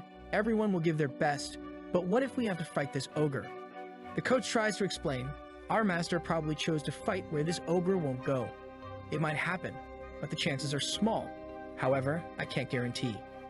Even Torres is speechless. That nickname isn't exaggerated. The guy is of another race. What is that? Koji, trembling, says, Kali, your punch won't even reach that guy. Weakling looks at Kali and he's there thinking of a plan. Alright, my fist won't reach his chin, and even if it does, it won't have the strength. What do I have to do? I have to make him lower his body as much as possible, but how? Wait, maybe I need to tire him out and then hit the leg? No, but still, I don't know. Koji can't believe it. Wait, is he thinking about how he's going to beat that monster? Sometimes I think you, Kali, are the weird monster. The barons and all the guests are staring at the list of fights. The schedule is available. Make sure to check your location precisely. Well, see you soon. Nixer asks why one of the guys put some fighter to go against the ogre. August explains, it seems they lost to apprentices and he got mad, so it was basically a death sentence. Mixer says, right, well, let's see, Torres on the first day, Kali and Kijo on the second. The only thing we can hope for now is for the viewers to leave a like on this video to help Mamoru. Thank you so much to watch my brothers. Ring that bell to catch on the next Saya. Do you remember that Callie and his friends, along with the instructor and the Baron, went to a championship where there's this thing called the Giant Ogre? August and Nixar are in a room with all the dukes, seeing who's going to fight who. Nixar looks and says, Torres on the first day, Callie and Kiju on the second, and the Ogre on the first, but fortunately, not against us. The Baron says, phew, thankfully, we're lucky it's not us. We're already on the first day of fighting in the boxing stadium. It's going to be a nobody against the Ogre. He steps on the guy while the guy is scared, saying, don't come over here. But the Ogre is already coming to hit him. He crouches there, scared to death, even with his hands on his head. And the Ogre just destroys everything. His Baron says, Ogre, you idiot, I told you not to break the corner posts. He's thinking. He'd had good one, Ogre, let everyone know how strong you are. Callie looking now, I understand why this guy is called Ogre. Kiju trembling, not knowing what to say, this guy really looks like an ogre, my god. While the audience screams, kill him, kill him. But the poor guy in the arena is just suffering. He starts begging, please, Ogre, I surrender, man, let me escape.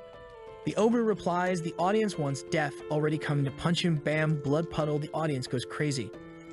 Callie game, I've seen a lot of people die in my past life, but nothing was as horrendous as this. It's just tearing the guy apart, being torn apart. The guy looks like a discarded body being ripped apart by a beast. Callie thinks, well, at least you can tell this Ogre absolutely has no technique. It must have some form. Koji says, you're still trying to figure out how you're going to beat him, right? Callie replies, nah, I'm just glad I don't have to fight this guy. Koji, don't even think about useless things, you sicko.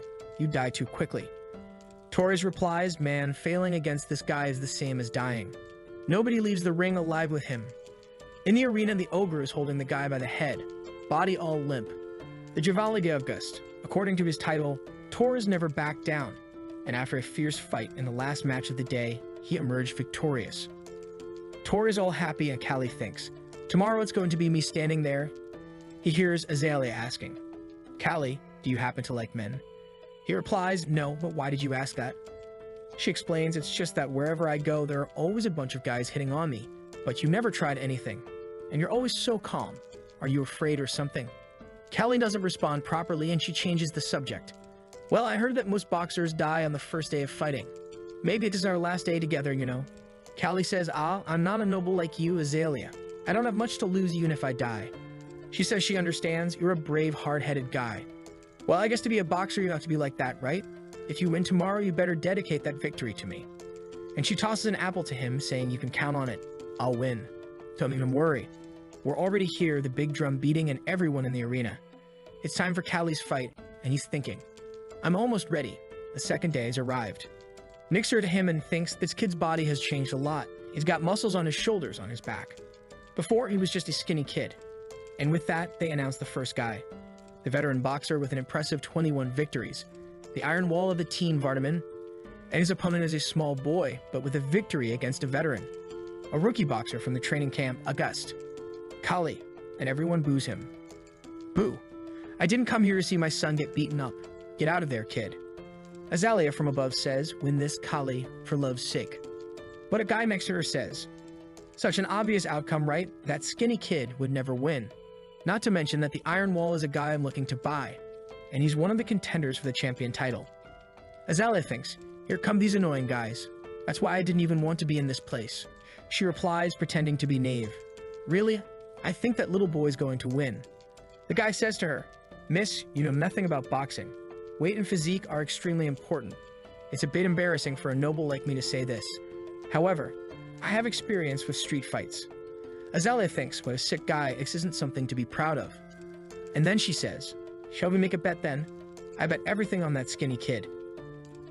If I lose, I'll spend some time with you. Brotha, this girl is betting on herself, now that's confidence in the protagonist. The guy gets excited. Really? Okay then. If I lose, what do I do? She says, I saw a very nice ruby necklace in your family's store. How about that? The guy agrees, understood. Perfect. He thanks Lady Azalea. This is too easy. This girl is already falling for me, making a bet she knows she'll lose. What a delicious bet. Back in the ring, the two are already facing each other. The Iron Wall says, kid, I'm going to end this quickly, okay? It's your master's fault for putting you in this. Our protagonist says to him, it's all the same, right? You and everyone else. You're better at making threats than fighting. Come on then. The Iron Wall agrees and charges, saying, let's see, kid. Callie dodges the first punch and thinks as expected. The guy's muscles are as tough as metal, and the neck is thick. Even if I hit his chin, he won't be dazed. The guy keeps coming relentlessly, and Callie dodges here and there. And the opponent says, "We're just dodging, kid. If that's how it is, I'll have to eliminate your escape route." He inhales and comes at Callie with a sequence to corner him. The guy next to Azalea says, "Miss, it looks like our bet has already been decided." But he's confused what's going on. The audience is also shocked. Callie is dodging everything. The opponent wonders what's going on. Why? How come I can't hit anything? The guy next to Azalea then hears someone nearby saying, "Wait, that skinny guy. If I'm not mistaken, I heard he defeated Doraemon's apprentice with his eyes closed. Now he's scared. Darn it, that's not what I planned." Ah, Azalea is having so much fun now. And the audience is still going crazy. Callie is thinking, now is it time to knock him out with a single punch? Should I accumulate damage to wear down his muscles? Can I endure all of this? Never. Or maybe ribs. The guy is exhausted. Our hero sees the opportunity. Now's my chance. I won't hesitate. He goes for it and lands a punch right in the ribs, breaking a few. Mixer is confused. Wait, what kind of technique is this? Did he plan how he was dodging to land this punch? He's perfectly balancing between defense and evasion. And another. Clearly, the hard muscle work is paying off. This is a fighting style that the once skinny kid could never have dreamed of. A punch that doesn't rely on the opponent's body, just Callie's strength. The opponent is already spitting blood. Callie appears beside him and lands another on the chin. The audience now shouts, "Go kid. Beat him, you can do it." The guy who made the bet is already getting up there angrily. And in the fight, Callie thinks that armor of muscles little by little is going to break. This guy is weakening. The enemy comes in for a hit from above, but Callie dodges to the side and lands one in the middle of the back. The opponent doesn't even understand what's happening. What the heck kind of punches that man? It's like a spear. Every time he hits me, a pain is sharp. While Callie keeps landing precise blows. And then another.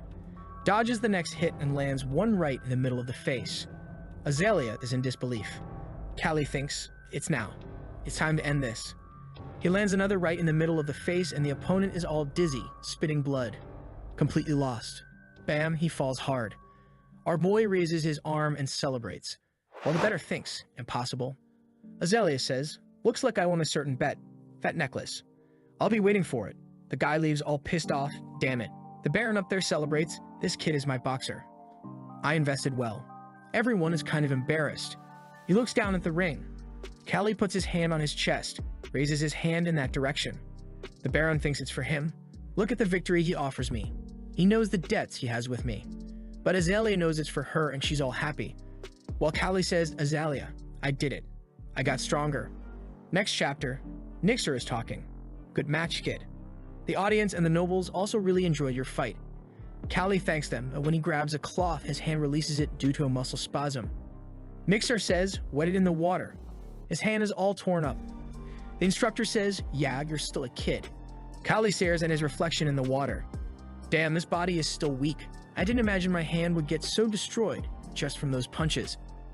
Torres says, "Still got that glass body, Callie, but I thought you were only good at using your head. But that punch of yours was good. Koji, if Callie won, then I'm gonna win too. Right? Torres responds, "Stop being weird."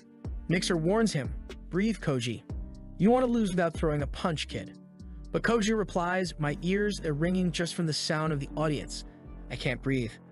I'm suffocating, man. This is insane." Callie understands he's having a panic disorder.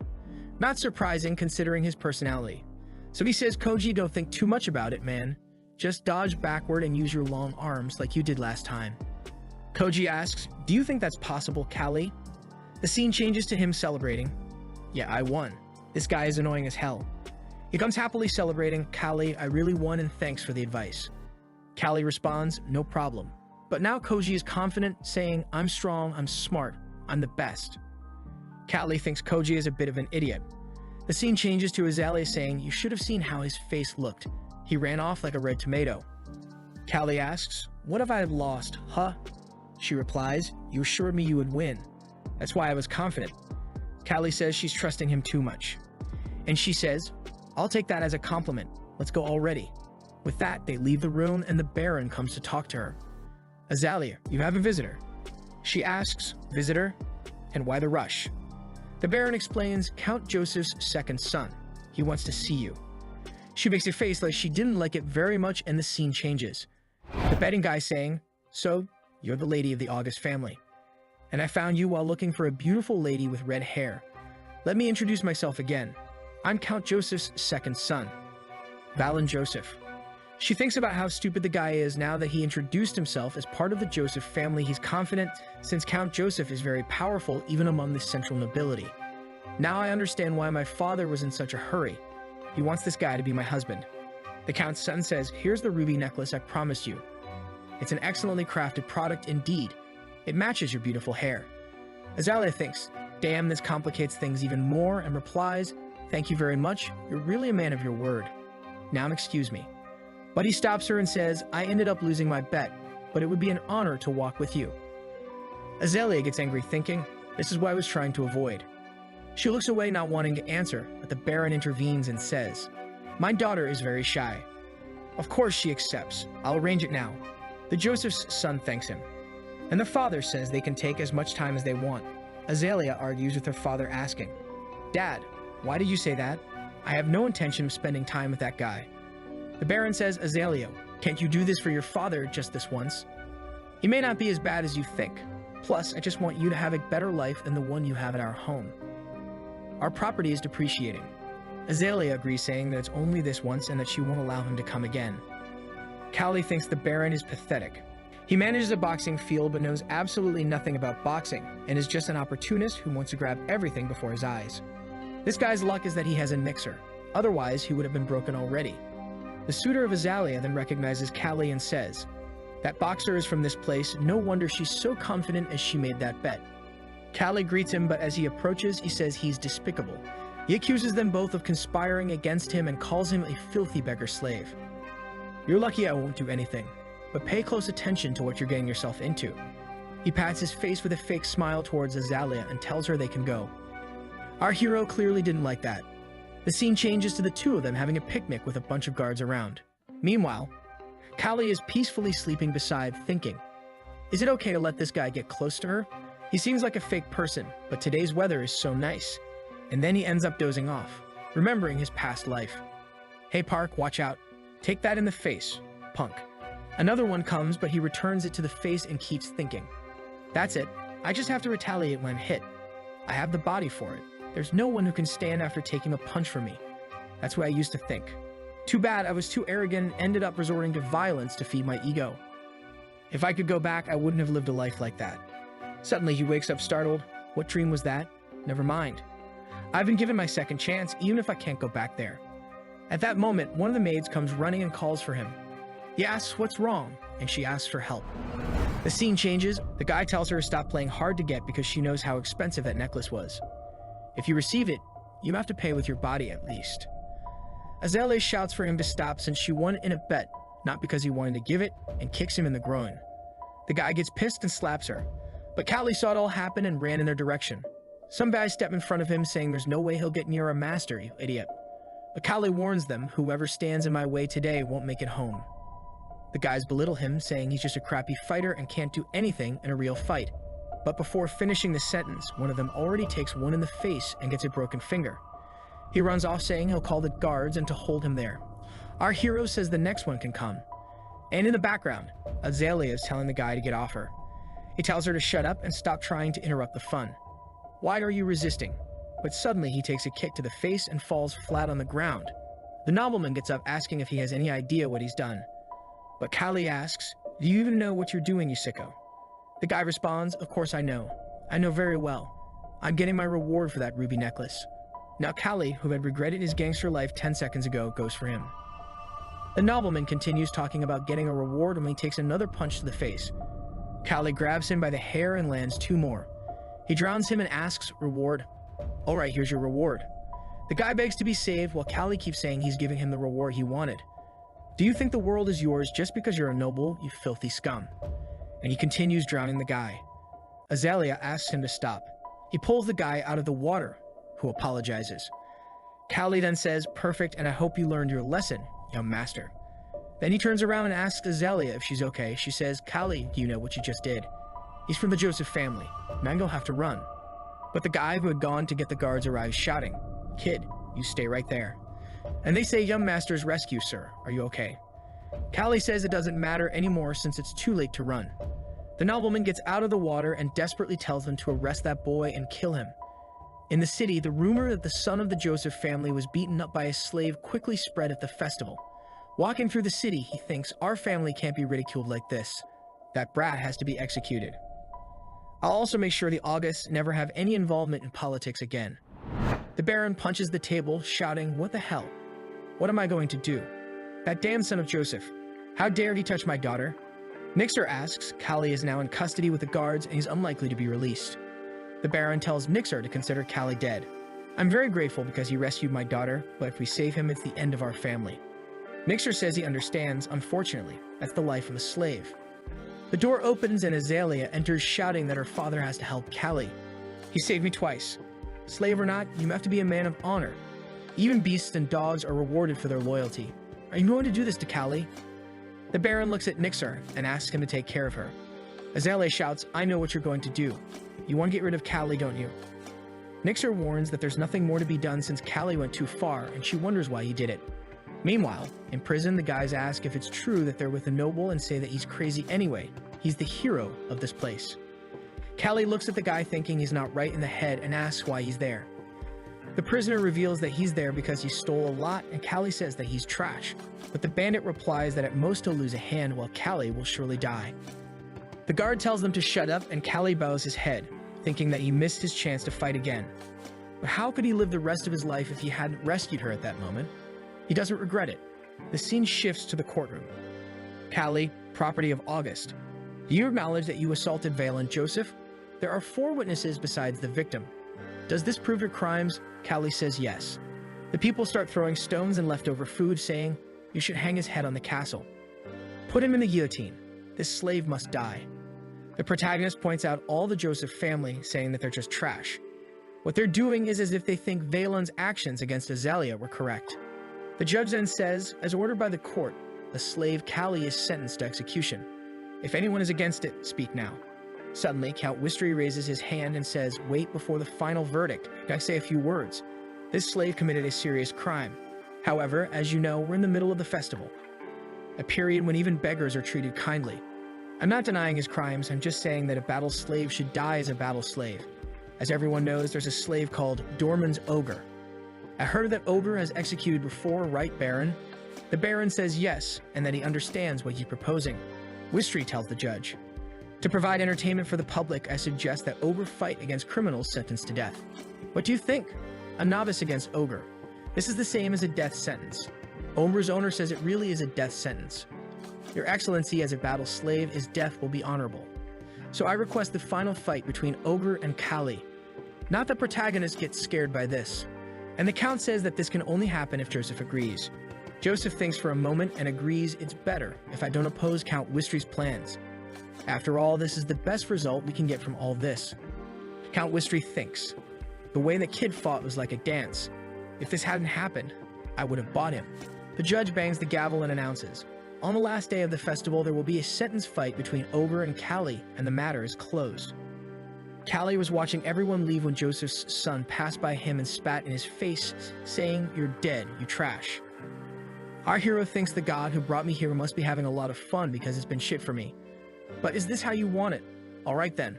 I'll put on a show until the end. Next chapter, a guard throws Callie into the room and says, "Here is your waiting room. I heard you're here because you protected your lady boy. I admit one thing, you have a lot of loyalty, and that's why you have my support."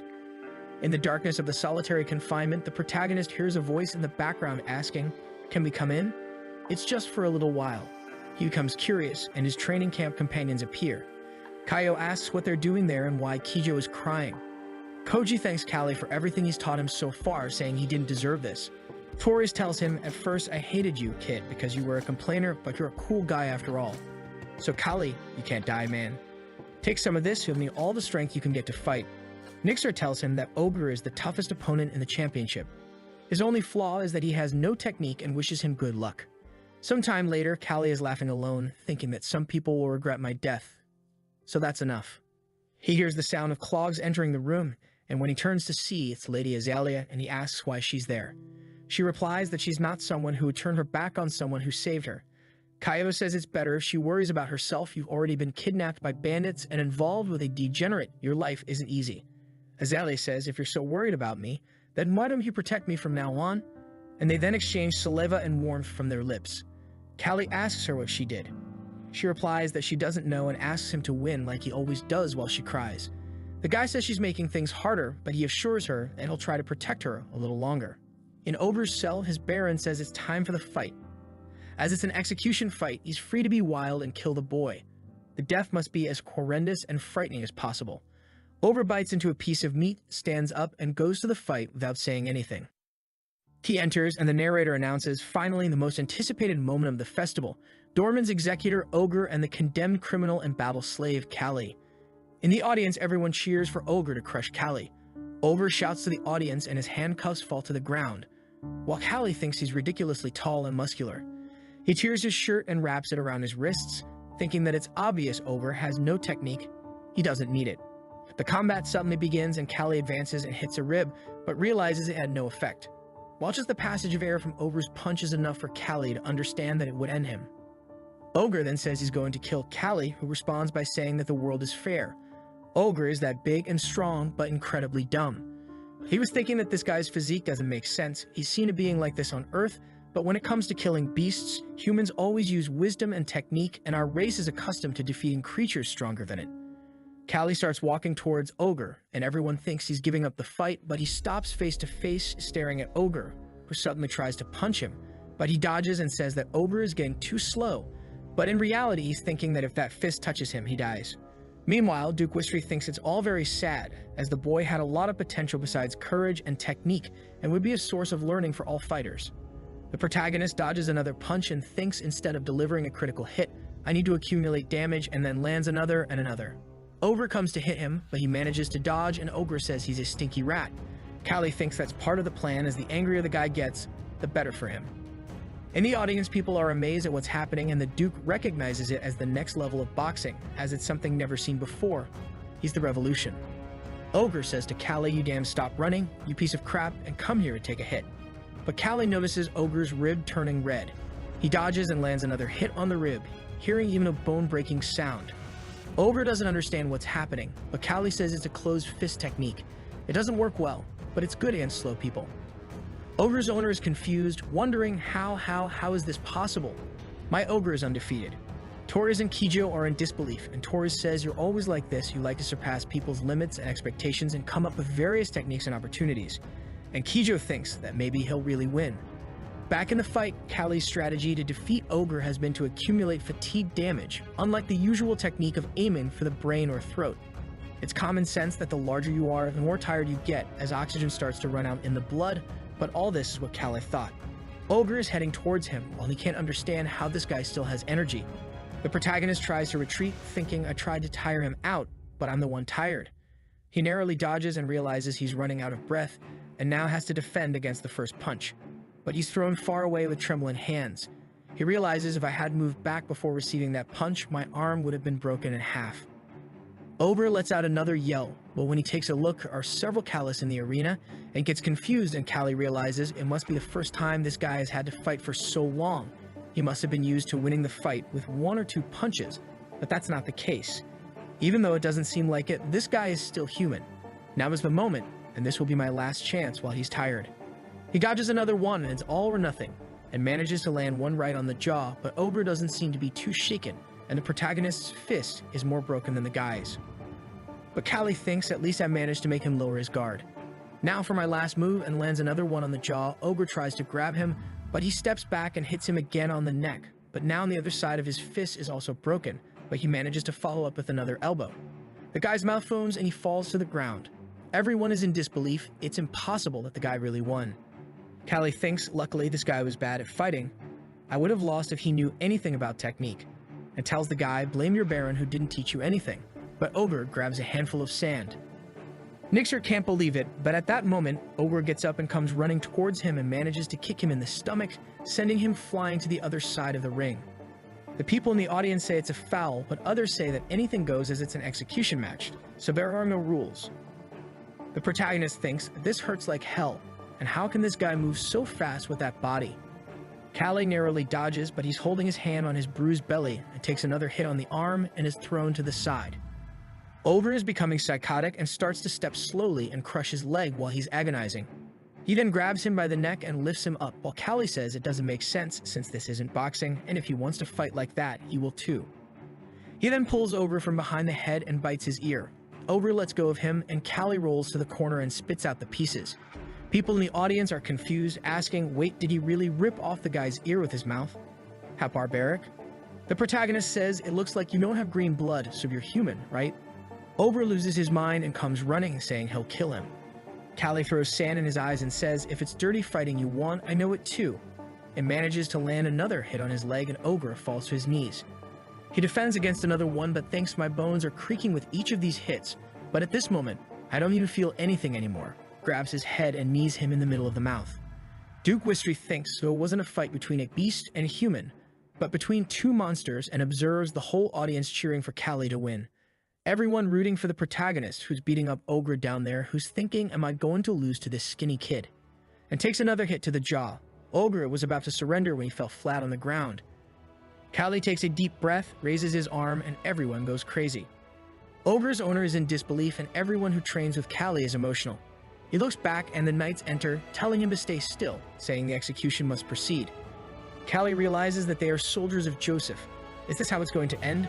But stones are thrown at the soldiers' heads and the audience shouts, what are you thinking? Let the kid live, you damn bastards, let him live. The soldiers say they're not doing it willingly, and Wistry tells Joseph that they'll have to let Kangtae live since the Harvest Festival is to fulfill the citizens' requests. If we disobey the citizens' will, the whole festival makes no sense, right? I hope you understand my decision.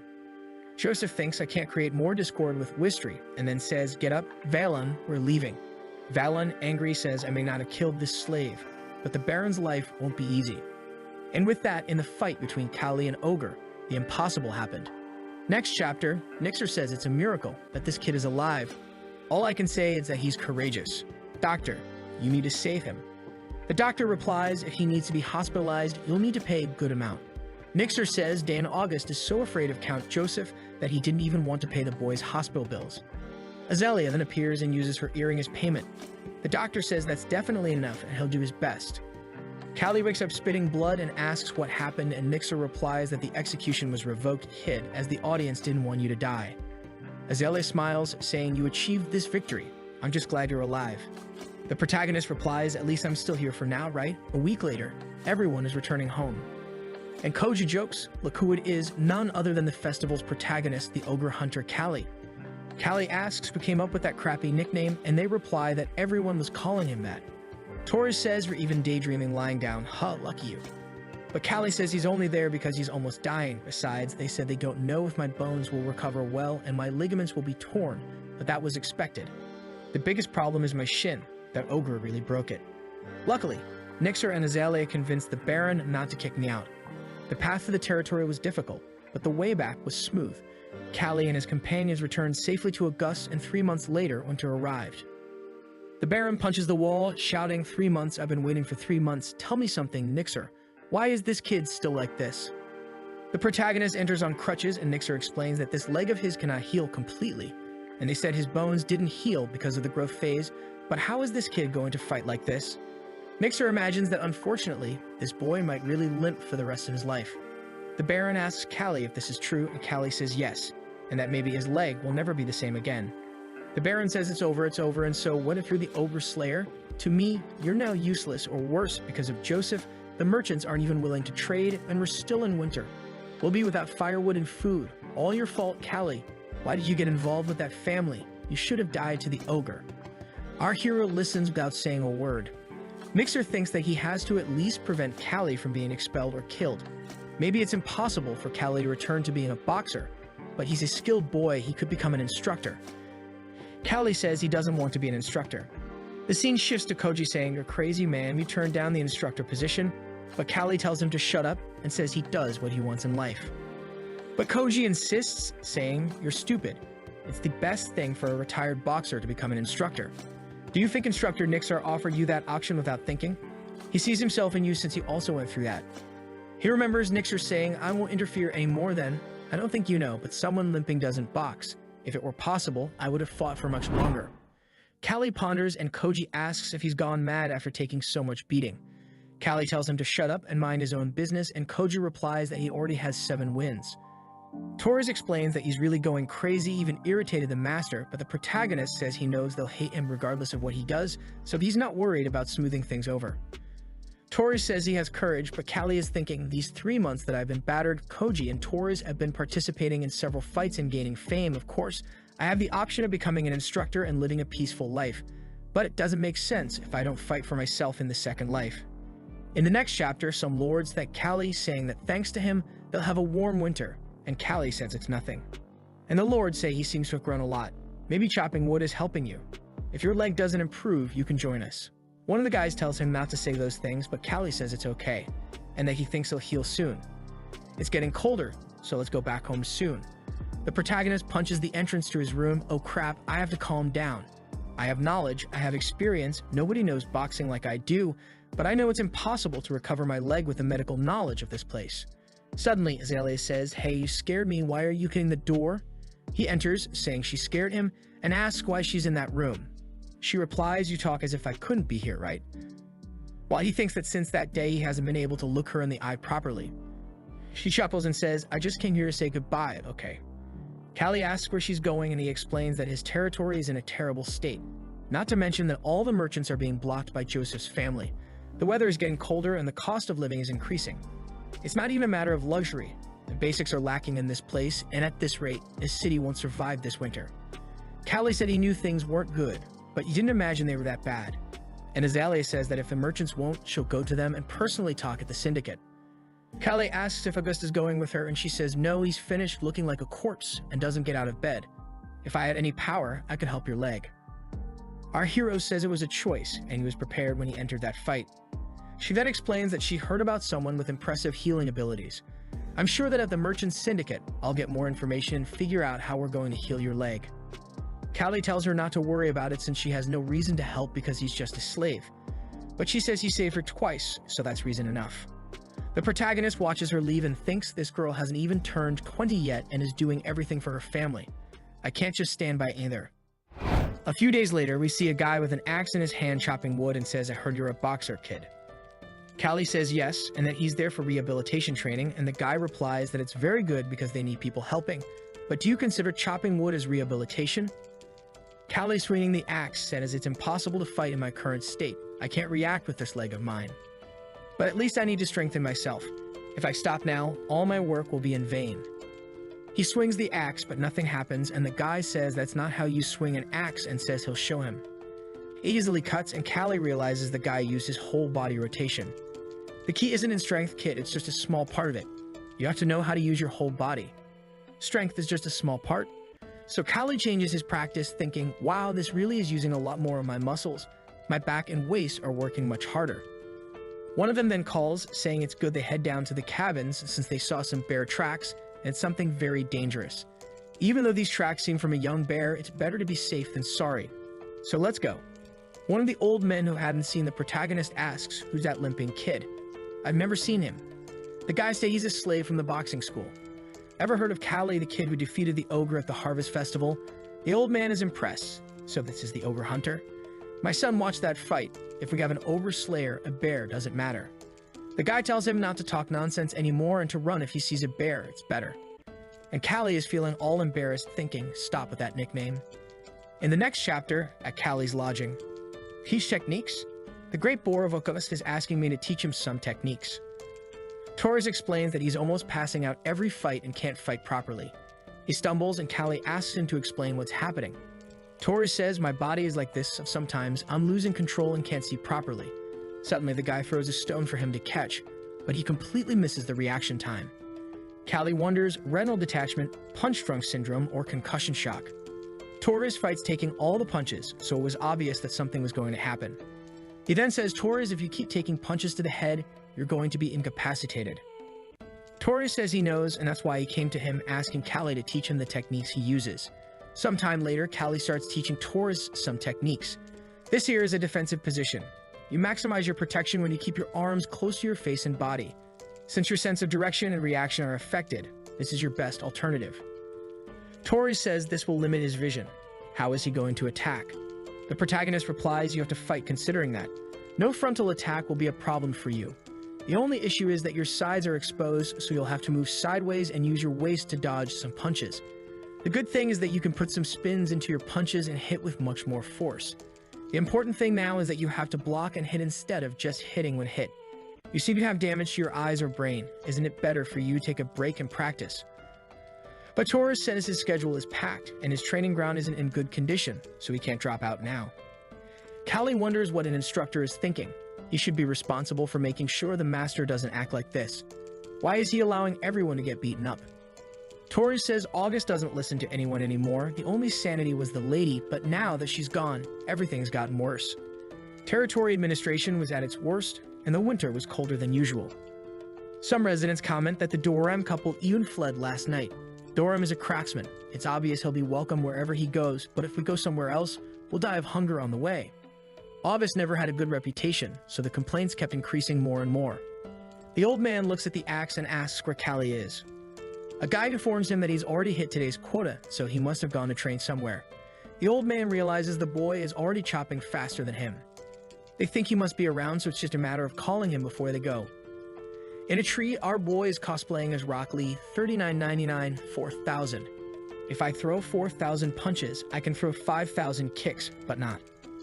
It's a somewhat brutal training, but it will work. The law of Wolf.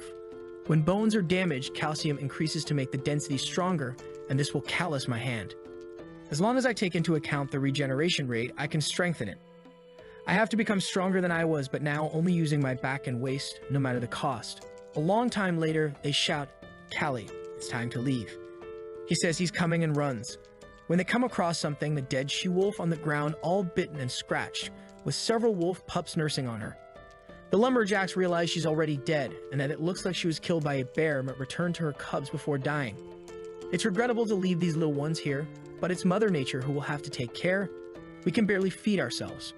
Callie looks down and there's one at his foot, and it's even petting him. The guys say that one seems to have taken a liking to him, but tell him not to get attached. Callie asks the wolf cub, you're desperate and helpless too, aren't you? I think we can take care of this. Koju warns, he's cute, but if any instructor finds out, you're screwed. Callie says he'll share part of his meal. It's not like he's taking more than he has. The instructor appears and both of them are startled. Nixer says, geez, Callie, you're getting quite conceited, kid. Little wolf cub, do you think you're a free man? Our protagonist apologizes and the instructor grabs the wolf, saying, give me that. I'll throw it away. He looks at the adorable little wolf and starts hesitating. Callie says he'll throw it. It's okay. But Nixer says it's all right. I suppose it wouldn't be so bad to have a dog around. Just make sure it doesn't bite the others, Callie. Now go to sleep because tomorrow you'll have to help with building a property. The guy remembers they're going to renovate the main hall. Our master seems determined. Nixer says, determination and stubbornness are the only positive traits he has. The problem is he always follows a strange direction. Meanwhile, the Baron is eager for the results of his ideas. August, which was drowning, suddenly had a good idea to use the popular boxing fights as bait to create connections with merchants and nobles.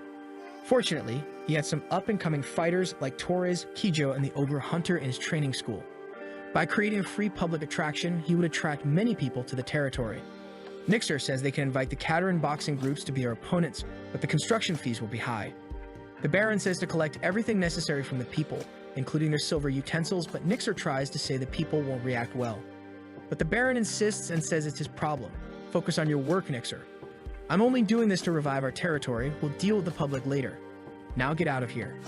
10 days later, numerous luxurious carriages lined up at the mansion. The empty territory was finally full of guests. A free boxing match with famous boxers participating. No one would refuse such an offer. The Kataran boxing group. Torres thinks they'll lose again until suddenly someone asks if the kid, there's the famous Callie, who replies that he's not famous. The guy says, soon I'll win my freedom and return to my hometown. Anyway, whenever I ask who's the strongest, your name comes up. Apparently the rumors are all wrong, aren't they? You're quite weak compared to Torres, besides you're limping. Our protagonist replies that if the guy is an apprentice, he should be focused on training and then ignores him. The guy responds, you don't even want to take me seriously. It was an honor to meet you. Why don't we shake hands? I'll crush you and soon regain my freedom. I've pulled ropes and sailed for over 5 years. There's no way I'll lose when it comes to hand strength. He squeezes the protagonist's hand, which crushes it, and the poor guy realizes his bones are being broken, and Callie asks what's happening. The guy lets go and asks him to let go, and Torres says, "Beginner acting like a big deal. You would never have come here if you'd seen Callie fight." He stands still without saying anything, and Callie says that if he wants to become a free man, he better focus. Those are the guys you need to beat. In the middle of the ring, Koji is staring down the blonde guy while thinking to himself, "I am the best, the strongest of them all." He throws one at the guy's face, and the guy wonders how he was hit from so far away. Tori says that this damn Koji has changed a lot. In the ring there, Koji's long-range punches hit the opponent much earlier than expected. The opponent tries to get closer, but now it's too late, and Koji wins. Callie says he's not wrong to try to approach an opponent with greater reach, but trying like that without any technique doesn't make sense. It would have been better to wait for Koji to tire out. Koji returns and Torres praises him. In the audience, everyone recognizes Torres, August Bohr, and they say, "Finish this guy, show him your iron fists." Torres faces the opponent, but his vision is all blurry, and he thinks, "At this rate, my whole career ends here, but I have no guarantee that Callie's techniques will work in a real fight. For now, I'll use my own methods and go for it." He tries to hit the guy's face, but the guy blocks. They say, "No matter how many punches you throw at this guy, he won't stop fighting, let's see." Torres comes in to give another punch, and the opponent thinks, "Today it'll be my August Bohr." He dodges by leaning back and surprises Torres and hits him hard on the head, and he falls hard to the ground, son. The audience comments that he used Wistry-style techniques. Callie asks, "Wistry style, a technique that uses the upper body to dodge blows." He realizes that's what he does. This is a boxing technique created by Duke Wistry after appreciating the boxers of the Harvest Festival, commonly known now as Wistry style. It's not a common fighting style in this time, it's something that depends directly on your evasive ability. Everyone is saying it's Duke's masterpiece, but anyone who was present at the Harvest Festival knows that Callie was the inspiration for it. Torres is battered and doesn't know what to do. "Why do I feel like I can't touch this guy? He's just dodging." The opponent then says, "Ever heard of Wistry style? I knew you would know." Torres decides to use the style that Callie told him and closes his guard, thinking, "I'm going to show you something new. I'm not going to lose to this guy," and goes for it. The crazy guy comes to throw a punch, and he moves to one side, then to the other. The guy comes and punches him in the face, but it hits his hand instead. What kind of fighting style is this? I punched him right in the middle and nothing happened. I see his response now as the abdomen, but to try to hit there, I'll have to expose myself. He dodges another one. Suddenly Torres throws a punch, and the guy tries to defend himself, but it's a hook that sends his arms up, and then Torres whips his chin, and the guy falls instantly. Everyone celebrates, saying, "Truly, it's the Great Boar." Callie is still finding it odd how the Duke copied his style and even more impressed with Torres' adaptation. After the boxing match ended as a successful event, August smiled in a way he hadn't in a long time. He smiled thinking, "Joseph, you didn't think you'd defeat me so easily." This happiness is because many of the nobles present that day promised to support August again. They told me the fights were very good and that they enjoyed watching. He thought that this way he would revive the territory. However, there was no contact from those nobles once they left. August was devastated, wondering why they didn't respond, and it was at that moment that Auguste realized that all those were just empty words, and they weren't going to help him. These damn people just came here to see free boxing. I even fixed up this whole mansion. Alcohol, bring the damn alcohol. A few weeks later, the guy in the cabin says, "I don't know what will become of our future. He's not smart, doesn't manage things well, and he's still a dictator. Not to mention that ring in the mansion used up a lot of wood." At this point, Callie returns, saying he finished the cut, now accompanied by the little wolf he named Robot. The guy remarks that he really looks more like a dog than a wolf and tells him to go back to the cabin after he finishes his training. Callie heads back into the forest once again, but the bear is lurking, concealed beneath the snow sun. The little one punches the trees, thinking that both Torres and Kijo got much stronger, and the guys here are improving too. Will I really be able to fight again, or should I have accepted that offer and become an instructor? He looks to the side, and the little wolf seems scared, and he asks what's wrong while the wolf howls toward the plants. Callie looks but ignores and keeps thinking, though still a bit uncomfortable, gradually getting used to putting all his weight on one leg. Now he's leaving holes in the trees, his hands are gradually getting calloused, but the wolf hears something. Callie sits while the wolf tries to talk to him until he asks what's wrong. Is there something strange? Then he notices the bushes moving even without wind and senses a presence. At that moment, the bear appears, visibly malnourished and hungry, but still a bear, that starts roaring. Callie has no weapon and says he'll have to trust his fists. The bear without hesitation charges at him.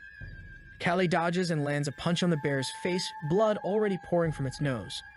The wolf keeps barking and the protagonist lands another punch on the bear's chin, managing to scratch its chest and tear it open. The scene shifts back to the guy sleeping in the cabin and someone knocks on the door. When he opens it, Callie is all beaten up and he asks what happened. Callie says it's nothing serious and that tonight's dinner will be bear soup. The guy is incredulous, but Callie takes them there and everyone is shocked to see that he defeated a bear with his bare hands. News of Callie quickly capturing a bear spread rapidly. It wasn't a fully grown adult, but it wasn't a weak bear either. Capturing something like that with bare hands was surreal. Most who heard thought it was a lie or an exaggeration, but the lumberjacks who saw believed without a doubt, given that all the trees in that area had been destroyed by human fists. The lady is returning to the territory with carriages, people from the city, and a lot of supplies. She descends and asks for her father. The soldier says he's probably at the mansion. She feels sad after being away for so long and him not coming to greet her. She then sees a little boy there that reminds her of Callie, hoping he's at least well. The guy is then notified that she has arrived and also brought many resources for the territory. Additionally, there's going to be a party at the mansion, and everyone is happy since they haven't eaten meat for a long time, except bear meat. Callie stands up and tells the wolf to stay there. It can't come with him to the mansion, but he'll get something for it later. In the mansion, they enjoy a banquet, until someone informs him that the lady is looking for him. She says, "Long time, Callie. How's your leg?" He replies that it's the same, but he's getting used to it.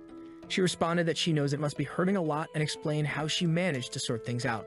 It seems she had to talk to a bunch of merchants Joseph had contacted, which is why she had to go to the Imperial City to reach a place where Joseph's pressure wouldn't interfere. Only then she got the supplies. Her father said she did a lot as expected from his daughter. The protagonist thinks that the Imperial region, as far as he heard, has a very strong military power. Although they share the same language and customs as theirs, it's strange that she managed to get everything there. Azalea then says, "I heard a very interesting story there. I'm sure you'll be interested, and that's why I called you. I heard about a famous doctor there. He's the Imperial family's doctor, and everyone calls him Dr. God. He can even attach lost limbs."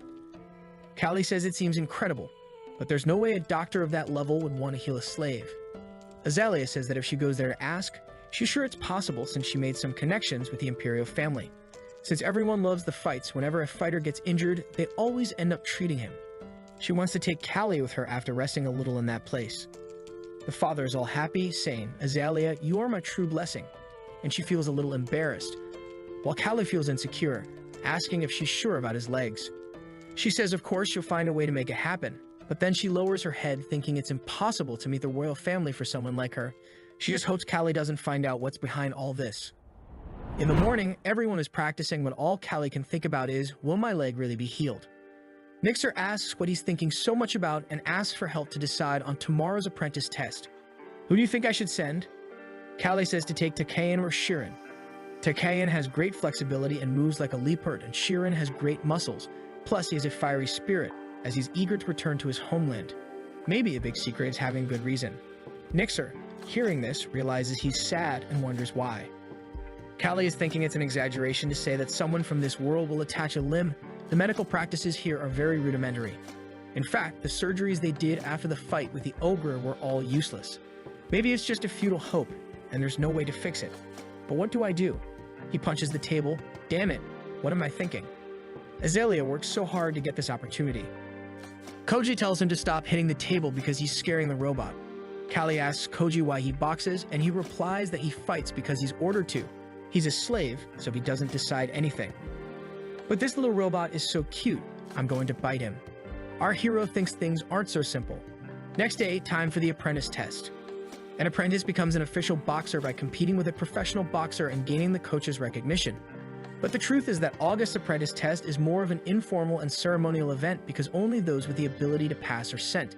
The apprentices select their boxer by drawing lots and proceed with the fight. The guy pulls a stick. Koji, it's you. Koji gets up and says, I'm screwed. Callie thinks it was obvious that Koji would humiliate this kid. He has those long arms and now knows very well how to use the whole body structure. He's becoming more and more skilled. Nothing like that guy before. Koji and Torres are getting stronger and stronger. While I'm punching trees up there on the mountain, that's not serving any purpose. I'm not using that punch on anyone. Using my legs or not, I want to prove that I'm still strong. The announcer says the next one is Shirin. He ignores the stick selection and tells Callie he wants to fight him, and this leg pain thing is fake. Callie is eager to test the tree punch on someone's face. People are against it because he can't choose the opponent, but Nixer says it's okay. I honestly want to see it. How is Callie going to fight now with this leg? This kid wasn't bluffing to gain time. I'm sure he has some plan. The little one stands up and asks why he was chosen, and Sheeran replies, "You humiliated me that time, and I'm going to show you who you mess with." He says it's okay then, and makes a boxing glove with a leather strap. Callie asks if Sheeran has it good in the abdomen while Sheeran is thinking, I heard about this kid. He doesn't just fight with his fists, he uses intelligence and strategy. But now with the broken leg, he's going to have to use half the skill, and then goes after him. Callie sees the movement and realizes he's going to try to come from the left, and lands a punch that no one can even see properly. Everyone is shocked and in awe, and Torres wonders since when his punch has been so strong. It was a punch to the ribs, and Sheeran already felt breathless.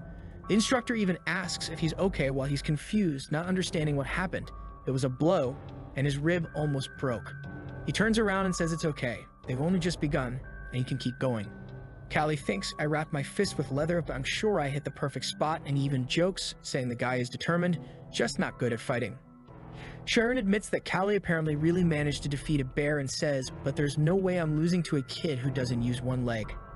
However, when he tries to take a step forward, his leg doesn't respond. What's happening? I took a punch to the abdomen, but my leg is numb. Callie notices and asks if his leg is stuck by any chance. His friends want to know why he's standing still. This is humiliating for all the apprentices. He says he knows that and tells them to shut up, saying, I'm not like this guy. I can still move. He starts trying to circle Callie there, but spinning around him ends up forcing him to move, but with a bad leg, it's difficult.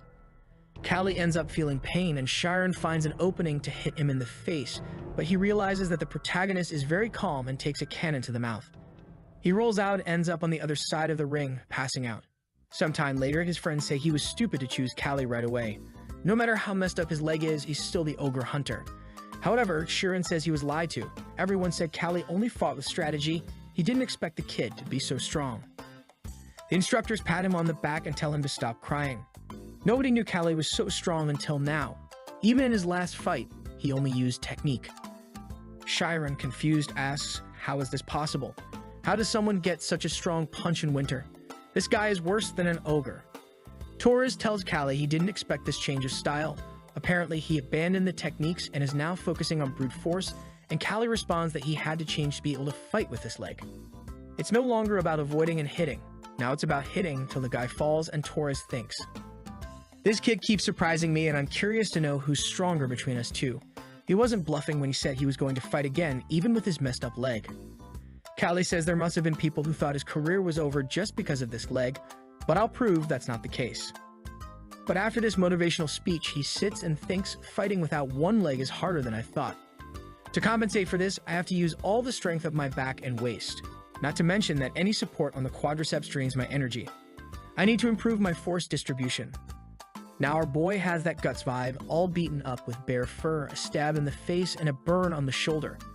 After the apprentice test was over, spring came, and after resting, the merchants that the lady brought left the territory. On the night the merchants were about to leave, a girl came to talk to Callie and said, "So you're the favored one of our lady, the boxer Callie? You're quite cute." Callie says he's his slave, and being cute or ugly doesn't change anything in his life. She says it's not quite like that and says, "You're so cute that I would let you press the like button on this video to help Mamoru, who brings 1 hour of video every day for his buddies.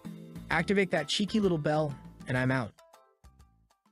Do you remember last time we stopped when the protagonist met a new girl? And King saying that he's handsome, but the protagonist said he doesn't care, that he's born to punch, not to kiss. Haha, just kidding. He just said whatever. She said her name is Sullivan, and she's part of the mercenaries group, but he can rest assured those men aren't evil.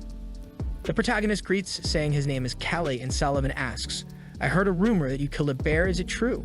However, while they talk, she thinks the boy looks sad, yet there's not much she can do.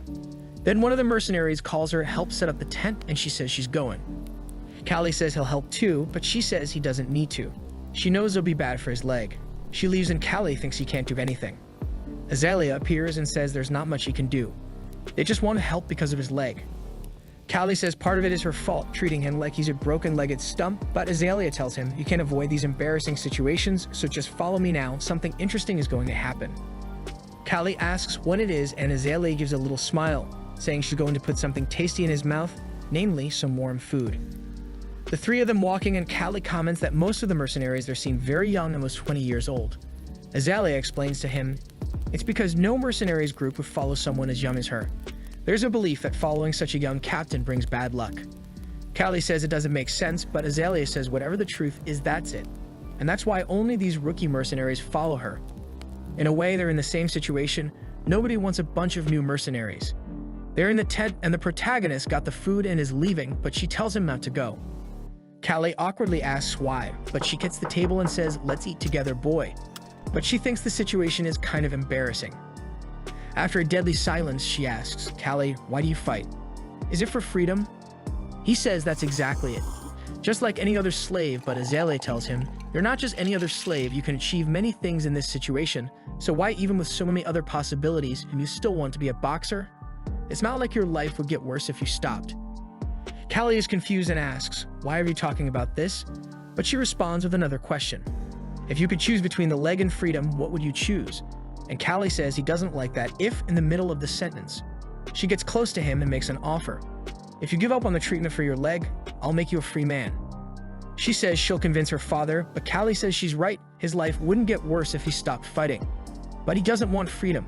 He just wants to prove he's stronger by winning every competition. Callie prefers to have a bunch of losers in front of him than the leg. The boy doesn't give up. Azalea then says she's tired and she's leaving. When she leaves, she lies down and bites her lip, thinking he's an idiot, but whatever in the future. When he finds someone he loves, he'll realize that life has passed and it's too late because he spent all this time just fighting. And when he needs to defend himself the most, he won't be able to fight. The deal here got heavy, and the next day, Callie is a bit down and Sullivan asks him what's wrong. He says it's nothing, but she interrupts and says, it's about your leg, isn't it? Just hold on a little longer. Soon we'll arrive in the Free City. He asks what the Free City is and what's there. She says it's a city full of hereditary lords, and it's one of the biggest commercial districts, where the lords are even chosen by elections. Because of this, rich merchants pay a lot of money for campaigns. It's common for kidnapping, bribery, and assassination of other families to occur. She's trying to say if the city is good or bad. I'm confused. She explains that all this only happens behind the scenes, but it's undeniable that this city is more vibrant than all the others. Azalea then is entering the city, and the guard is checking the documents. The guard says she can stay for up to 7 days, and it's possible to extend the stay at the city hall. At that moment, the guard sees a wolf behind Callie and asks what it is, warning that wild animals are not allowed. However, Callie responds that it's a hybrid dog and he has just a little bit of wolf blood, and his name is Robo. The guard looks and says, this filthy dog can't even bark, so hurry up. Sullivan bursts into laughter and says, my God, you said this disgrace is a dog. How do you lie like that? But the guard is looking and says, August's group has arrived, inform the guards. It seems they're planning something malicious, and the city is bustling, seagulls in the sky, and everyone negotiating. The guards once again check Azalea's documents while Sullivan and Callie are there on the pier dying to eat sushi. Then a flyer flies by that the protagonist grabs to take a look at, and right after, he's confused, wondering what is this. At that moment, Sullivan comes from behind and explains what the Corn Fighters tournament is. Callie asks her about this tournament, and she explains that usually fighters get paid per fight, but in the tournament, you pay enter and the winner takes a considerable amount. While Sullivan was saying she loves watching a fight and could accompany Callie to register, they heard someone asking what they were doing. When they turn around, they see Azalea and her group, who are all surrounded by a mustached knight who says, pleasure to meet you, Miss Azalea. I am Corn's chief guard, Leonardo, and I heard a report of arms smuggling with you. Please accompany me. Azalea replies that she won't do that since it's a false accusation. The inspection happened, however, the knight puts his hand on the sword and warns that Miss Azalea needs to accompany him if she wants to resolve the problem discreetly. If not, they'll cut everyone down. The scene changes to the guard's room where Leonardo is telling Azalea that the smuggling story is actually a lie, and he just received a message to hold the August merchants for some unknown reason. Azalea, finding it strange, asks Leonardo why he's doing this and wants to know what he wants. Leonardo understands the situation and says he wants 10,000 gold. All the angry guards advise the princess that it's impossible to come up with so much money in this situation. Besides, money is tight for the Empire's journey. With a pensive expression, she knows this, and that if she considers all the money she has, she'll only get a maximum of 5,000 and needs another 5,000. That damn Aaron Joseph is really trying to ruin her family, and Callie knows it and is thinking the same thing. Sullivan, leaning against the wall, wonders if this will be the end of the merchants group. She thinks she'll have to find someone else to hire her. It seems Callie heard Sullivan and calls her. She awkwardly apologizes and wishes there was a way to solve the problem using a knife. Callie then says he actually wants to know what qualifications are needed to participate in that boxing tournament, and she responds with a somewhat excited and somewhat scared look that you just need 100 gold and pass the test given by the active fighter. Callie asks about the prize and she replies it's 8,000, but Azalea from afar says she won't let him participate at all. Everyone there became apprehensive, and the knights start trying to convince Azalea, arguing that if Callie wins, they'll only need 2,000, and besides, he even beat the ogre. However, she turns around and says everyone is crazy. The princess doesn't want to send him with his leg in that state to fight, and Sullivan, watching all this conversation from behind, thinks it's not quite a romance yet, but it's close. The knight continues to insist that this is the only way and says if they stay detained here, Joseph's family will show up, and bang. Callie punches the table, saying he promised the old man he would make a comeback this summer, so this tournament is the stage where he'll make that happen. The princess stands there somewhat at a loss. She lets out a sigh. "All right then, but make sure you win this tournament, Callie," she promises. The registration guy is asking for the protagonist's name, thinking it's Coley, and angrily he responds that it's Callie. The attendant then says whatever and finalizes the registration, but finds it strange that a boy with his leg in that state wants to register for the fight. Sullivan then points to a bald man in the center and says he's the judge of the fighters' tournament. This bald man is shouting at someone, calling him an idiot who should go back to his mother's breastfeed or go buy milk. Callie is pondering about the behavior and analyzing his physical body while Sullivan is inhaling deeply to let out a scream that suddenly tells the bald man to go drink more milk. After doing this, she disappears, leaving everyone thinking the protagonist did it, so he's questioned, "What are you doing?" The bald man looks at him and calls him over, while the crowd is all confused watching Callie walk but trembling all over. The bald man tells him that's the participant's place and orders Callie to leave, but the protagonist says he's a participant too. Making him even more nervous, he calls him to the combat. We see Sullivan, who wants to see the fight and is thinking that whoever defeated the famous ogre was Callie, and she knows that for someone like him, this bald man isn't a problem after all. If the protagonist's goal is to win this fight, it should be easy. The scene changes and we see her shocked face while the poor bald man is lying on the ground all twisted, drooling and thinking, "It seemed like it was going for my leg, but he hit my waist when he took a rib kick." Callie, still all swag, asks if that's all he's got, while Sullivan is all happy, incredulous at the strength of the protagonist's punch. Callie explains he took advantage of him being very distracted, and she emphasizes that this strategy is also a skill and assures that everything will be fine in the tournament tomorrow. Staring at him, she thinks that this is actually a master skill, and he doesn't even seem like a slave, understanding why Azalea fell in love with him.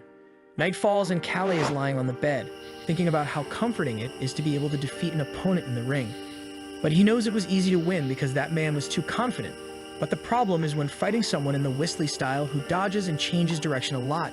The more he tries to stand still to avoid suffering because of his weak leg, the harder it will be to deal with this type of person. At noon the next day, we already see the fight that is about to begin. In the place, they're telling the participants not to kill each other before the ring, while Azalea finds the place unpleasant and smelly. Callie cruelly questions why she's here. Ignoring the question, she says she'll leave first. The draw begins and Callie gets number 4 and is warned that he will fight against opponent number 3. Callie says it would be easier if they just made a fight chart, but Sullivan explains it's different from what he used to do, as except for the finals and semifinals, there's a fight every day. And to reach the final, you need 5 consecutive wins, so if you encounter someone very strong at the beginning, that will be your end. Callie agrees and says in that case, you'll end up with a lot of injury and fatigue. Sullivan says that's why it's a public draw. It's to prevent matches from being manipulated, especially considering the large amount of money involved. And the protagonist thinks that this way it seems like a gambling game. Numbers 1 and 2 will fight, and Sullivan says things are getting serious. It's time for number 3, who, to be honest, looks like a nice guy against number 4. Sullivan says he probably comes from some rich family and only signed up to test some techniques he learned, so Callie understands why they called him a boxing student, and it makes sense because his hands weren't very calloused. Sullivan says he may seem like an easy opponent, but she warns not to underestimate him because they're usually tricky. The protagonist says he knows about it as he learned it the hard way. The scene changes to Sullivan with a bag of money in her hand, asking her group if they trust her. Confused, they ask why she has all the money and want to know what she wants to do. She then replies that it's half of their salary for the next 6 months, and in this tournament, she's going to bet everything on Callie. The group says she's crazy, but she says she's not crazy, though of course they complain, saying, "Are you going to bet on a kid with that leg?" Sullivan asks if anyone here has been at a loss listening to me. The guys reply that actually no. In 2 years, nobody even died. She asks, "Why does this happen?" They reply, "The captain knows how to hit and run." She warns that her instinct is telling her that now is the right time to hit. The group stares at each other but says they agree. With that, everyone raises their hands, saying they trust the captain's decisions, and if they lose everything, it's okay because they can start over. Sullivan gets excited and says she'll go back to the lodging while Azalea is listening to everything, saying she's plotting something fun. And so begins the first game of the 32 rounds, a punch in the face of the poor guy. Watching the commotion, Callie sees that the level is much higher than he thought, and the punch the guy used was just to block the vision and used a straight punch right through the blind spot, hitting precisely on the nose. Knowing that in theory it's a modern boxing technique, this guy must have a lot of experience to do this here, but the guy staggers, falls to the ground, and the winner is number 2, but he's done. In the audience, those who bet on him are overjoyed, while those who bet on the opponent are obviously angry. Despite complaining a bit about the noise, Callie is going to do his fight number 3 against number 4. As the grid rises and the protagonist enters the ring, everyone in the audience is obviously confused, wondering why the boy is limping to the arena and wants to know how he's going to fight and if he's going to survive. Callie passes through the ropes to enter the ring, and the only person who trusts him is the opponent, who says he won't underestimate him even if he doesn't have a functioning leg. Callie thinks about what Sullivan said and concludes that maybe there's a problem.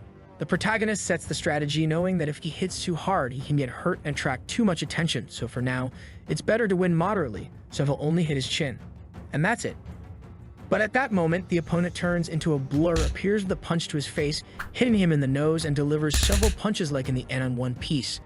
Callie has to resort to defense, but the opponent spins and moves to the side, punching him in the ear.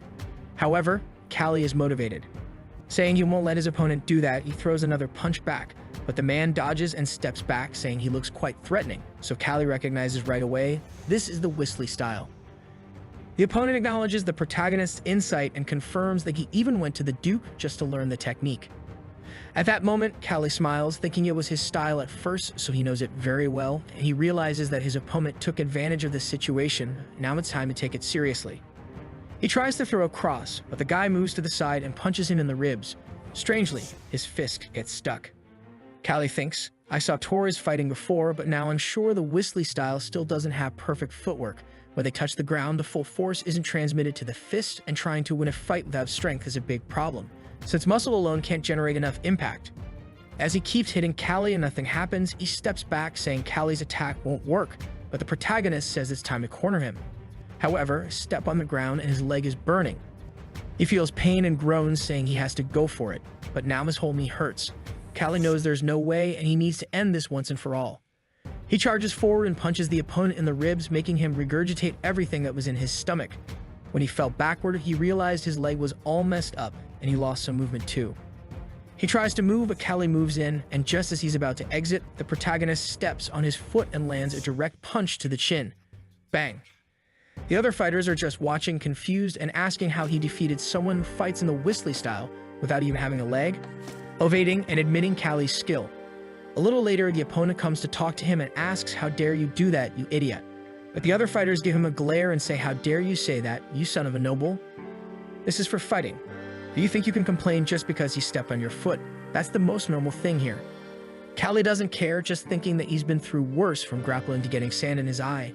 And apparently this guy doesn't have much experience to think that's cheating, so Callie humbly taps him on the shoulder and tells him to follow because he needs to learn something. The opponent asks what he wants and if he wants to fight again. Callie tells him if it were a street fight, you'd already be dead. But the man beats his chest, explaining that Weasley recognizes my skill, but Callie puts his hand on his face and says he also recognizes your skill. But you learn wrong. Spyron is confused and asks, learn wrong? Callie explains that moving your leg quickly doesn't mean it's a good move. It just makes you the first to get tired. Besides, you have to learn to move your body correctly. The strength of your leg has to be transmitted to the fist. Spyron steps on the ground and throws a punch, asking if it's like this. Callie says it's more or less, but it's very difficult to throw a strong punch using only the strength of the fist. Spyron comes and grabs Callie's hand and says, Callie, you're a good guy. Our hero corrects that his name is Callie and not Cully, and Spyron is embarrassed, but it's okay, be Callie or Coley. Just keep fighting, because if you beat me, then you must be the winner here. He walks away looking back where he already heard the name Callie. 3 days later, Sullivan is talking to him that apparently he will have some easy opponents until the 8th round while Azalea is kind of awkward. However, Callie doesn't think he got an easy opponent because he's very beaten up but admits that at least everyone was exhausted like him. However, Azalea is apprehensive thinking that Callie got hurt again while some men pass by saying that a weak kid got lucky in the fight. Sullivan says it doesn't matter what they're saying, they're just irritated because they lost money betting against you, and Callie says he doesn't care about that. He doesn't care, she then says what he needs to do is observe the next opponent. In the ring, another fight is happening, and in the audience, everyone is cheering for the guy named Jerica. The guy has famous demonic backs. Sullivan warns, this guy is a slave from the western region and is popular for crushing his opponents. Maybe he can even become a free citizen if he can gather such a large crowd. Azalea asks if he can be a free man, so why doesn't he stop being a boxer? Sullivan says obviously, right? It's because he likes to torture people in the fight. In the ring, the psychopath Jerica is calling the opponent for the fight and wants him to hit more. While the opponent thinks, what a crazy guy, and punches him in the face, which bleeds, but smiling and returns a punch to the chin and says it didn't hurt. Only the psychopath is really smiling while taking a beating, and while hitting so his opponent falls on the rope. He wants to know what it is because he's sure he's hitting, but why isn't he retreating? Here comes Jerica licking his lips. It seems like this man is immortal, so he'll surrender, but he takes a hit in the hand while Jerica thinks he's thinking he'll surrender like this. But the judge says he surrenders, and yet he continues to punch the chin and says he didn't hear the opponent's surrender request, who is taken on a stretcher. Sullivan asks if he thinks he can finish the next opponent. Callie says when he watches the guy fighting he doesn't think he'll lose, but Azalea asks, but what? But Callie says forget it, and thinks that this guy doesn't have much skill. But his body is very strong, there's nothing special about him, just like Ogre. But there's something that seems dangerous.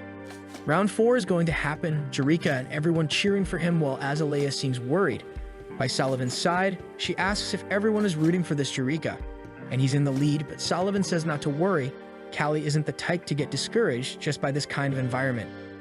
She's sweating cold, rooting for Callie, remembering she bet everything on him. About to go into the arena, Callie analyzes that this guy has a very strong support base. Unlike other fighters, he seems to know how to aim at vital points, so the ring guy announces the semifinal that everyone was excited about, Jerica and Callie. Looking at the protagonist, Jerica asks who's that guy there, and states that this is kind of unfair after all. How may they expect such an opponent to take a beating? But it already starts with the psychopath crouching, releasing a smile, and throwing a punch that almost connects. Jerica says the protagonist boy has a good eye already. Callie thinks about the cowardice Jerica showed by starting the fight before the judge announced it, but is warned if you do that again, there'll be a foul. Okay, but he knows it's just nonsense. If the audience doesn't notice, it's all good. The fight begins, and Callie is thinking someone aggressive like him will surely attack first and with reason, and here he comes sending a cross that's dodged and returns a punch to the chest. The punch sunk Jerica's chest and made him spit blood, and thinking it's over, Callie becomes confident after all. The opponent fell to the ground and won't get up since that was the strongest punch Callie can deliver. The judge asks if Jerica died, but shaking, he opens his eyes and replies, "I'll never die." And that was great after all. He felt uncomfortable for a while because the punch was strong. Callie is confused, wondering how he got up, and affirms there's no way someone can get up after a punch like that. But he calms down and tells Jerica it's better for him to give up this time, or he'll end up dying. Jerica says that's nonsense and that his punch didn't even tickle and goes on the attack, but sidestepping, always trying to stay on Callie's bad leg, who's thinking that hitting again in the abdomen will be enough to make him fall, but he doesn't want to kill someone with a punch. Maybe he has to go sideways and create an opening, but he missed the punch and now Jerica is coming to attack, but it's defended with the shoulder. The fight continues and he keeps dodging his punches and ducks from another of Jerica's punch, who says it's a pity to have missed this punch, otherwise the fight would have ended by now. The shoulder was sore, and he thinks that's why the guy before gave up, since his punch is heavier than I imagined. Callie gets serious and tells Jerica he'll abandon the thought of not killing someone with my fist, and that if he keeps fighting he'll die. Jerica replies he's not afraid and that if Callie doesn't stop he'll die. The foot snaps because it's being too forced while Jerica throws the punch over, but it's dodged and takes a punch in the rib that breaks. The psychopath, when he feels the pain, starts laughing and staring at Callie. He says this is funny. The protagonist is confused, wondering why he keeps fighting even with a broken rib. Another punch and Kangtae manages to defend one and thinks he has a lot of stability, but that's not the only reason for this guy to get this far, and if he doesn't defend these punches, he'll end up losing after all. He's already being beaten. The damn Jiraiya doesn't stop beating the protagonist, who is now having to retreat, but he retaliates well in the abdomen. Jiraiya feels the blow, spits blood in Kangtae's face, who went blind, took a punch and was sent far away. In the audience, everyone bet on him and is celebrating. Meanwhile, Azalea is biting her nails, and Sullivan is just looking at her and says she seems worried and calms her down. After all, Kangtae won't give up like this. But actually, she's thinking that Kangtae has to win this fight at all costs, since she bet everything she had on him. Poor guy is in the middle of the ring, analyzing his opponent, and knows that he always tries to finish with a punch right in the jaw. But luckily, Kangtae managed to tilt his head and dodge it, but there's something strange about this Jiraiya guy, who seems to feel no pain. PSICO is there shouting to the heavens that he's blessed by God with an immortal body and will never die, unlike this crippled guy who's fighting. Kangtae tells him that's not a blessing, and in fact, his body is all broken, and it's too late for him. But Jiraiya truly believes he's the enemy of science and reaffirms he has an immortal body. The protagonist says that doesn't exist, and he'll prove it now, abandoning all the strategies he planned, and will end this fight with all his might. He steps with the leg that's messed up, asking it to hold on a little longer, while Jiraiya goes for it, saying it won't work, and blocks his punch with both hands. However, his arm got all twisted, leaving him confused since he hit his hand from the inside on purpose, and the blow was so fast that the audience didn't even notice. He tries to throw a cross, but Kangtae crouches down, asking for one more punch and giving a step with the leg that's about to give out, biting his bleeding lip, and lands another punch on that broken rib, sinking it even further and making Jiraiya spit out more blood. Kangtae retreats, sweating and exhausted, wondering why the hell Jiraiya is still smiling, deducing that he's targeting the protagonist's weak leg. While Kangtae waits for Jiraiya's attack, the entire audience is rooting for the psycho to win, and everyone is saying, "Go Jiraiya, win the fight." They're face to face, but he's just standing there, laughing like a maniac, but Kangtae extends his arm, pushes him, and he falls to the ground, smiling like a maniac. But it seems he's finished. The scene shifts to Jiraiya's background 7 years ago in the eastern desert, showing when the poor guy was 15, a boulder fell on his head. But 3 days later, he opened his eyes and thought he'd been blessed with the power that made him the strongest among all, and that his body simply didn't feel pain. He crushed the slave who tormented him and came here to the city of Korin, always thinking he was the strongest and invincible, blessed by God, and it was impossible. But when he charged at Kangtae, his heart gave out and he fell to the ground. The poor guy passed out thinking he was immortal.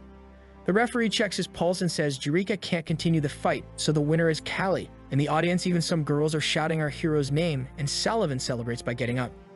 He won, but when she looks to the side, something falls on her thighs. She's crying there, saying she's so happy and that she's ashamed. Sullivan is embarrassed and Spyron is impressed. And after all that, he remembers the name and that Kangtae is the Oberhunter. The next day in Kangtae's accommodation, when he stepped out, there was a crowd chanting that he's the Oberhunter, he's the real Kangtae. People were even offering leg massages, but the protagonist wonders what's going on. Sullivan explains that he's popular now, and she thinks everyone knows who he is. After all, some of the people who watch the Ober fight also watch the other fight. But she tells him to go have breakfast because they're going to a doctor she knows. The fight between the two drew a lot of attention, and this information spread throughout the city. In an alley, one of the boxers named Voltaine is furious with Kangtae, finding it impossible for him to have beaten the Ober. But his group warns him that he crushed Jiraiya, so he can't ignore him. Voltaine wouldn't even have beaten Jiraiya, so how is he going to beat someone who beat him? He doesn't like how they're talking to him, so he puts the knife to his neck and says they're underestimating him. The group then apologizes and says they'll find some guys to solve the problem. Since Voltaine wants to win, he needs a perfect plan and thinks about cutting Kangtae's leg, which is also talked about by the doctor. But Kangtae is perplexed and asks why cut the leg off. The doctor explains that the remaining bones are hurting his flesh and he'll still have above the knee, so just bandage it, but he's already coming with a cleaver. Kangtae is confused and wants to know why this old man is suggesting cutting off his leg. Besides, he has a fight tomorrow, so the old man scratches his nose and says, "So you're a fighter. You can't kill people and now you want to ignore my suggestion." Sullivan explains who the protagonist is and that he's on the rise, but Kangtae feels a bit embarrassed and tells Sullivan to stop it, and that he'll seek treatment elsewhere, so just give him some medicine to endure a little longer. The doctor hands over his strong medicine. With that, they leave, but before that, the doctor tells Sullivan that the boy's leg needs to be cut off for a reason, and he has many years of experience and knows that few will be able to solve that. Sullivan asks if he knows about the god of the empire, and he replies that he often hears that name and that his name is Johan. The next day, it's time for the final, and Callie thinks that after the medicine and bandaging, his leg is much better. The guards at the door, staring at Callie, think it's much easier to protect this place now because there's only one person there, but the other one says they shouldn't be afraid of the boxers because they'll fight each other and suggests going out to eat. At that moment, someone calls Callie from behind, and when he looks, it's Sullivan with the wolf dog. He pets him, saying he misses him already. Sullivan says she can't believe it's a wolf, and how does he get so close to him? But at that moment, 2 feet appear at the door and some guys come in saying, "Wow, it's the real ogre hunter? I knew he'd be here." They get closer, saying they're fans of Callie and want to shake his hand, but Sullivan and the robot are staring. She notices something and pushes Callie back, throws her hand to defend, and takes a stab but gives a knee to the rib. The guy falls back and the other one attacks. Callie sees the blade and thinks to avoid it, but the dog is coming. The enemy sends the cut towards him and he recoils, but they both run away, managing to escape. Callie asks Sullivan if she's okay. She says she's fine, just hurt her finger a bit. She's sure it must be Voltaine's fault. That idiot must have planned this. She knew something like this would happen. But then they notice the robot lying there on the ground, so they go to help, but Sullivan says it's just a superficial wound and it'll be okay. He needs to focus on the fight because she bet all her money on him, including the money she saved from everyone for retirement. She'll take care of the dog while he goes there to win. So the protagonist wraps his hand and says he'll come back a winner. The scene changes to the ring when Voltaine looks and realizes that Callie appeared without any injuries and with a clean expression while Callie is staring. The referee gives the signal to start and the 2 opponents are already face to face. Voltaine, a little closer, becomes confident considering the protagonist is shorter than expected, not to mention that his leg isn't very good, so he decides to attack first, hitting the chin. But even though Callie pulled his head back at the last moment to reduce the damage, Voltaine becomes confident and thinks it's working and that he'll hit another one. The blow is heading straight for the head, but Callie defends with his arm, saying his name. Voltaine, who keeps trying to land the blows but misses, and when he's about to shout to ask, he takes a punch inside his mouth. Callie asks what's wrong, spits this out, and lands a punch, pulling out all his teeth. Voltaine enters agony and Callie tells him not to worry because he won't be eating meat in the future anyway. With teeth flying, poor Voltaine falls backward, saying he surrenders. But he takes a punch in the hand, breaking a few more fingers, a few more punches to the face, and another hit right in the middle of the belly. In the audience, people are all open-mouthed, and in the ring, he falls hard on the ground like a stone. The judge is a bit hesitant, but signals that the winner is Callie, and the audience goes wild, but the pain in his leg returns, and he thinks that this leg is a curse. The next day, the closing celebration of the event takes place, and the noble comes to congratulate him, asking him to come back to the city whenever he has time as he will be well treated. Callie responds affirmatively. One of the guys is handing the money to Azalea, saying that the boy really is the one. She takes the prize money but clearly doesn't seem very happy about it. That day in the lodging, everyone was praising Callie and how thanks to him, the group is rich. They're detailing the fights and how strong the protagonist is, but suddenly, bam, the door opens.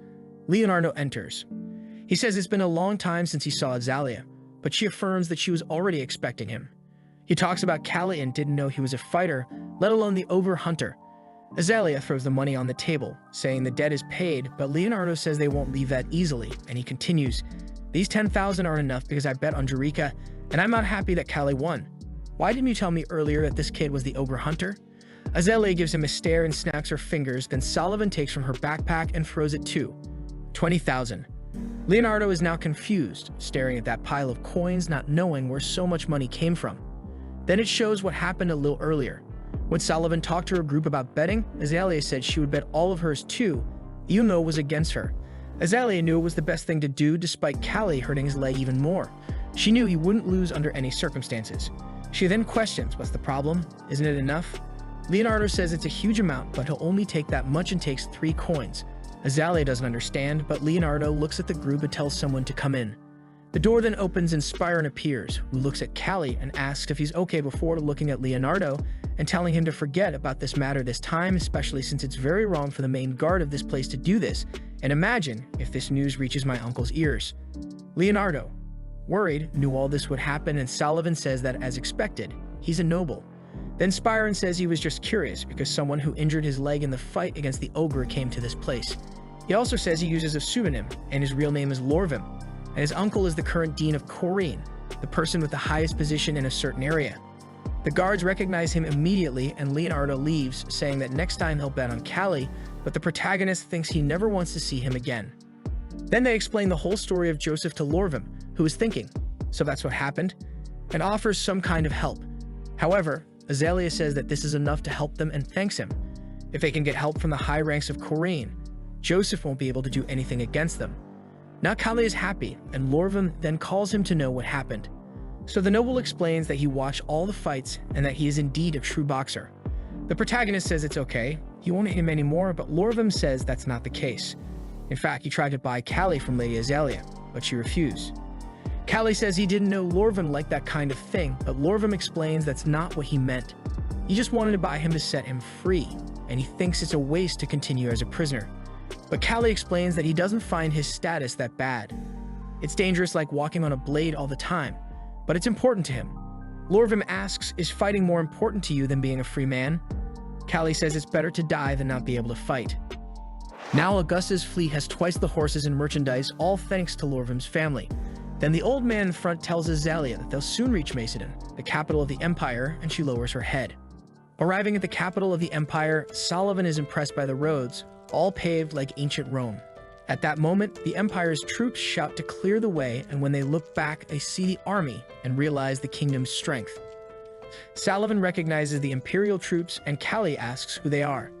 She then explains that she didn't tell him, but before they were hired, they were bandits, and at that time, she met a very skillful man who became the prince of the imperial army. Callie ponders over what Sullivan said, and the guards clear their passages, but Azalea grabs a letter and hands it to the soldier, telling him to send it to the third prince, Iskandar. She looks at Callie and asks him to go to her room as soon as they reach the lodging. Callie then, a little later, goes with Azalea, looking at the papers. She tells everyone to leave, leaving only the two of them.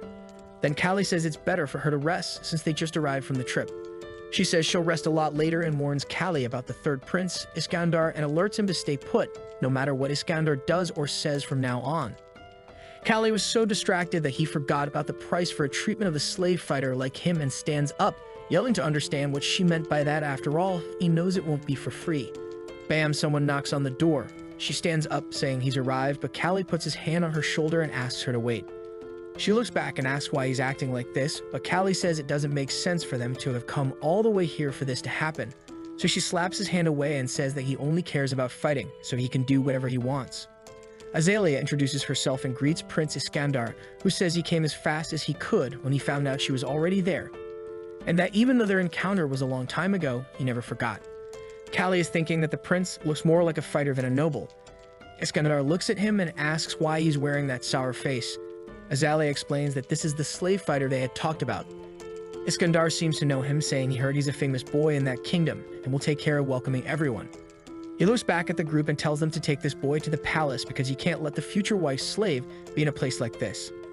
Callie is there in the carriage being taken away, just thinking about what the prince just said.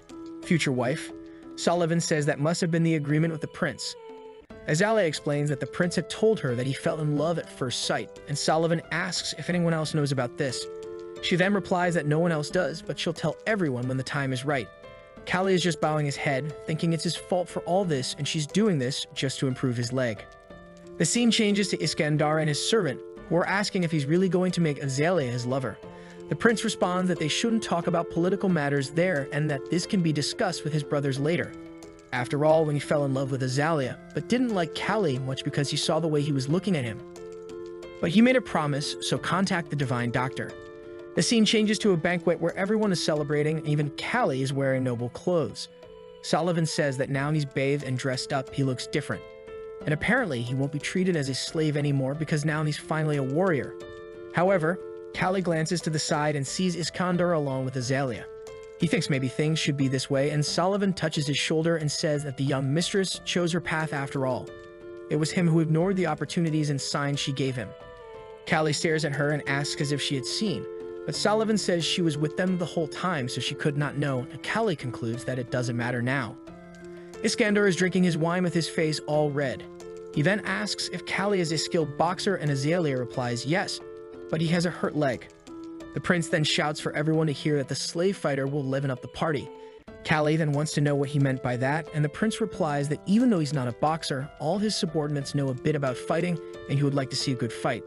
Azalea tells the prince that Kangtae is injured and not in a condition to fight, but the prince responds that his hand isn't injured, so if that's the problem, they should have a fight without moving their feet. She looks at Kangtae, who accepts the fight, while the crowd is all excited to see the skill of a boxer. But Kangtae seems to lose his temper after all. He never saved Azalea expecting a reward for it, but now in this situation, all he can do is this. Facing his opponent, the protagonist exudes an aura. The rival knight must be around 35 years old and thinks Kangtae is very young, but that doesn't matter. Face to face, he says whoever feints or takes a step back loses. He thinks the protagonist just strengthened his fist and is at a disadvantage, and if he provokes Kangtae a little, he'll fall for the blow. Iskandar throws his wine glass on the ground to signal the start of the fight, then the knight throws the first punch, while Kangtae dodges and returns the punch. The knight, realizing the strength, trembles, but the protagonist sends a sequence of blows but is countered by the knight. After several sequences of attacks and defenses, it is announced that the fighter won, and in that, Kangtae is thinking that all he needs to do is prove his strength. The prince watches the scene but finds the fight boring and didn't meet the expectations of the boy who defeated the ogre. So he claps and says the entertainment is over, thanking everyone for their participation, and after that he pulls Azalea into a corner, who resists. That night, the prince walks drunkenly through the corridor, wondering why the girl he likes doesn't reciprocate his love. He decides he needs to talk to her. He knocks on her door and she asks who it is, but he says it's Prince Iskandar, so she opens it and says he's drunk. But Iskandar says he wanted to say something he couldn't say during a banquet. Azalea is thinking that this is exactly the situation she avoided.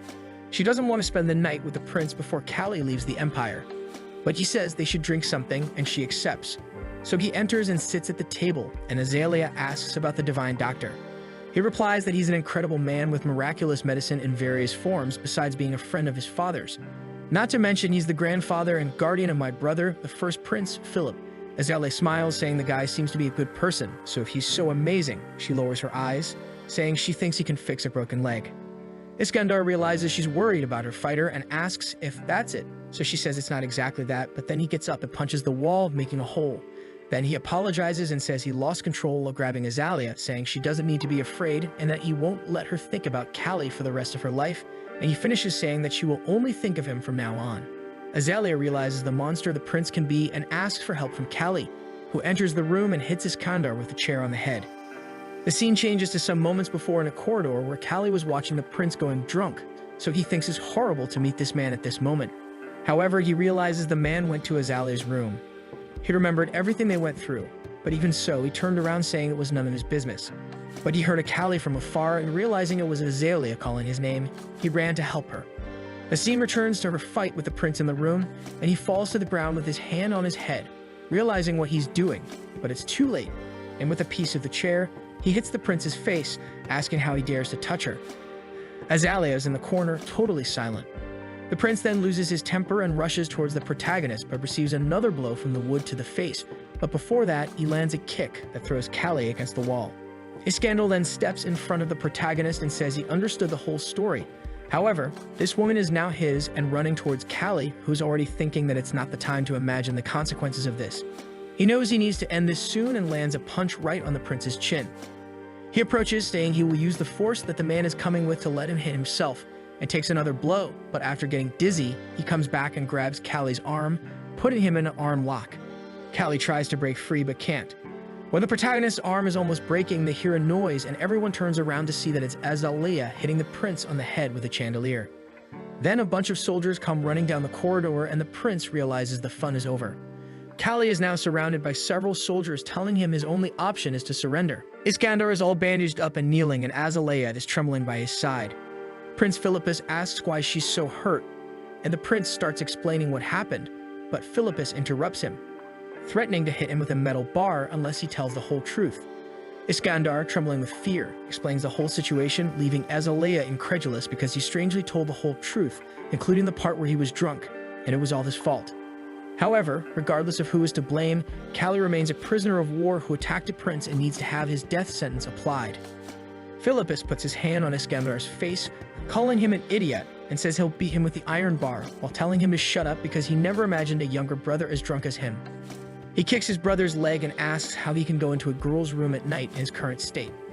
Iskandar leaves the room and Philippus says he will personally conduct Kangtae's trial on behalf of His Majesty, who is on an expedition. He orders them to bring the fighter called Kangtae, who kneels before him to be judged, and Philippus is impressed by the protagonist's young age. Iskandar tries to argue that this prisoner of war is not just anyone besides the fact that he was caught off guard. Philippus tells him to shut up, asking how he dares to use the treatment of the divine doctor as he wishes, not to mention invading a girl's room at night and always doing something shameful. He then removes his glove, directs himself to Azalea, and says that her crime of not following her heart was the most serious in this case and slaps her. She simply apologizes. Philippus says, "The crime of going against the imperial family and harming Iskandar is extremely serious, especially considering that you are a woman and should know the nature of men." Philippus then calls Kangtae, who's afraid, but he listens to what he has to say. "You're very brave to fight with one leg, but as honorable as it is, Iskandar has his right." And with the blade on Kangtae's neck, he says, "Even if Azalea refuses, that's their problem. So you remain a criminal who attacked the innocent Iskandar and must assume your responsibility." Then he asks Kangtae what his last words are, to which he responds, "I have no regrets." Philippus says, "So be it," and cuts the rope, saying that from now on, he is responsible for protecting Miss Azalea because that's what a man has to do. And Philippus declares that according to the strict imperial laws, the winner will be the one who is standing at the end, and the one who loses will be considered the defeated. Both Iskandar and Kangtae want the same thing, which is Miss Azalea, so there will be a combat after 1 week of training in which her hand will be at stake. The scene changes to Sullivan talking to Kangtae, saying she heard that Philippus was a heartless guy, but that was a surprise. Kangtae agrees, but the biggest surprise is that they really resolve things like that. Then Sullivan says she will send some guys to keep an eye on the lady because she found things strange at the banquet too. At that moment, someone asks, "Are you the boxer who got the prince?" When Kangtae looks, the knights are all praising him and want him to beat Iskandar. Kangtae becomes somewhat confused, asking why they speak of the prince so casually. The knight tells him to follow them. When Kangtae asks why, they respond that it's to go see the divine doctor.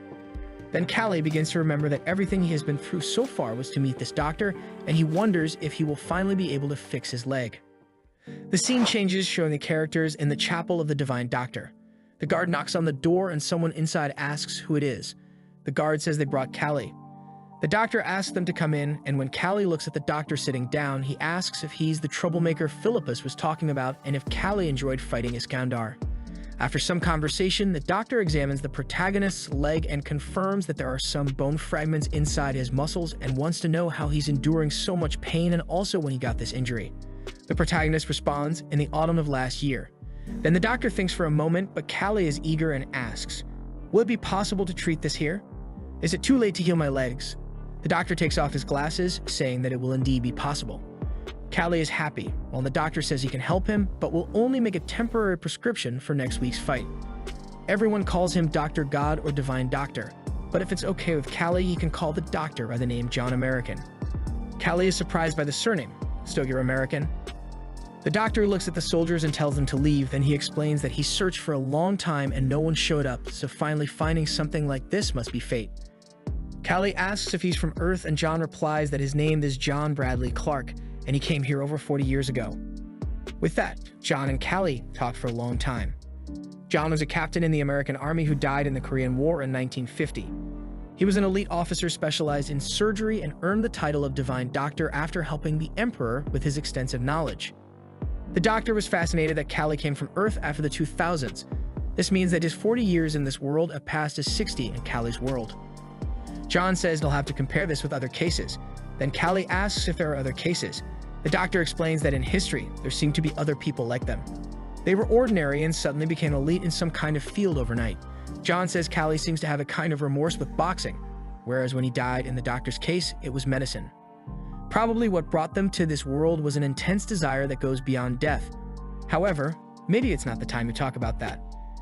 John already wants Kangtae to take off his pants, but he says he's not going to perform the surgery yet, just remove a piece of bone that's in the middle of the muscles. This is a treatment that will reduce some of the pain and will be very quick. Kangtae, in pain, wants to know if he doesn't have anesthesia. The doctor apologizes and replies that he's old, so sometimes he makes mistakes. Kangtae just wants him to do it quickly. The doctor then removes a piece of bone, saying it's very deep. Then he stitches it up, and the protagonist steps on the ground and realizes that the sensation of something entering his muscle with each step disappears. The doctor says this pain is more bearable, but he should avoid fights as much as possible. However, unfortunately, the fight sanctioned by Philippus will happen. So the doctor gives him a cream and some herbs to help. Kangtae says he doesn't need to worry. When the protagonist leaves all confident, the soldier notices something strange and asks the doctor if he knows that fighter. The doctor smiles and says he's a friend from the same city as him. The next day, Callie was walking in the corridor when Philippus called him and said he needed to tell him something. He nods and Philippus asks him to go somewhere else. With the two facing each other, Philippus says he heard that the divine doctor has been talking a lot with Callie, and he responds that it's because of the treatment. Philippus then says that if it weren't for the divine doctor, maybe he wouldn't have been born, so he's very special. He says they've been together for over 30 years, but he doesn't know much about him. He also says he wants to get to know him better because he's a very curious person. Philippus says, I heard you're from the same hometown as him. However, I've never heard the divine doctor leaving the empire in the last 20 years. And besides, you're only 20 years old in this kingdom. So who are you, Callie? Or what are you? The scene shifts to a few days ago where John asked, why didn't Philippus kill you, Callie? Callie responds that he also has no idea, not to mention that he made Iskandar bleed, which was more than enough for him to have been killed. John tells him that boy is the key to the development of this civilization. I taught him everything I knew. Philippus doesn't want to ascend to the throne with noble titles, but with power, and in other words, he's a republican. And if Philippus becomes the next emperor, there will be bloodshed in this empire. Here, strength is important, power is synonymous with status, but that doesn't guarantee that a battlefield hero will become a leader. That's why Philippus seeks individuals who are willing to enter the fire without hesitation for this belief, just like you challenge authority and are a skilled individual. Back in the conversation, Callie is trying to analyze Philippus's intentions. I don't think he's trying to harm me, he says, and then he says it's just something related to boxing, his interaction with John. However, Philippus stares at him, saying, from your response, there's something more. He sighs, I won't force you to answer, keep today's topic secret from the divine doctor, because I want him to see me as a harmless disciple. However, if you change your mind and want to be more honest with me, you can come anytime. Callie says he's still not sure about all of this, but he'll talk to him when he changes his mind. Philippus starts laughing like a psychopath because basically Callie admitted in his own way that he's hiding something. Philippus says, for this audacity, I'll give you a credit. Take this as a gift to persuade you. Callie asks what it is, and Philippus tells him it's the imperial martial technique from Indra's book. Iskandar is a master of these arts. Our protagonist asks if Philippus wants his brother to take it, and he replies actually it's the opposite. Iskandar is his favorite brother. If Iskandar wins as the older brother, he'll be happy. And if Callie wins, now he owes him something. The boy now understands that he's cornered. Philippus says that regardless of who wins, he comes out winning. With that, he leaves and Callie thinks that Philippus is more treacherous than he thought. And he starts to look at the book, and the techniques taught there are all very good for immobilization. Surely, if Iskandar hadn't been drunk, he would have lost. This time, he's in trouble. Especially considering that he damn well can't read a word of this place. All he knows is some things he spoke frequently in his name. Unfortunately, when he showed it to Sullivan, she couldn't read it either. It's a type of writing that only officials and aristocrats can read.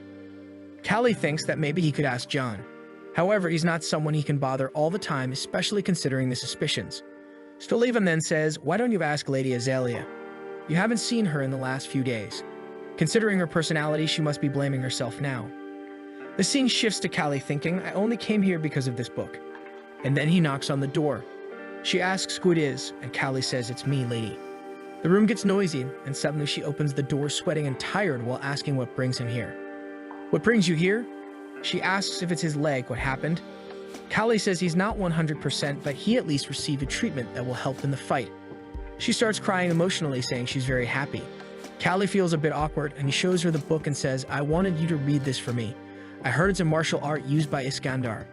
Azalea asks if he received it from Philippus and says it's strange how kind this guy is being. She flips through the book and says there's quite a bit, but Callie says he can't understand it just from the pictures. At least read me the parts that seem important. Azalea looks down and asks, you still haven't blamed me. Callie tells her he knows everyone makes mistakes and asks her not to do it again.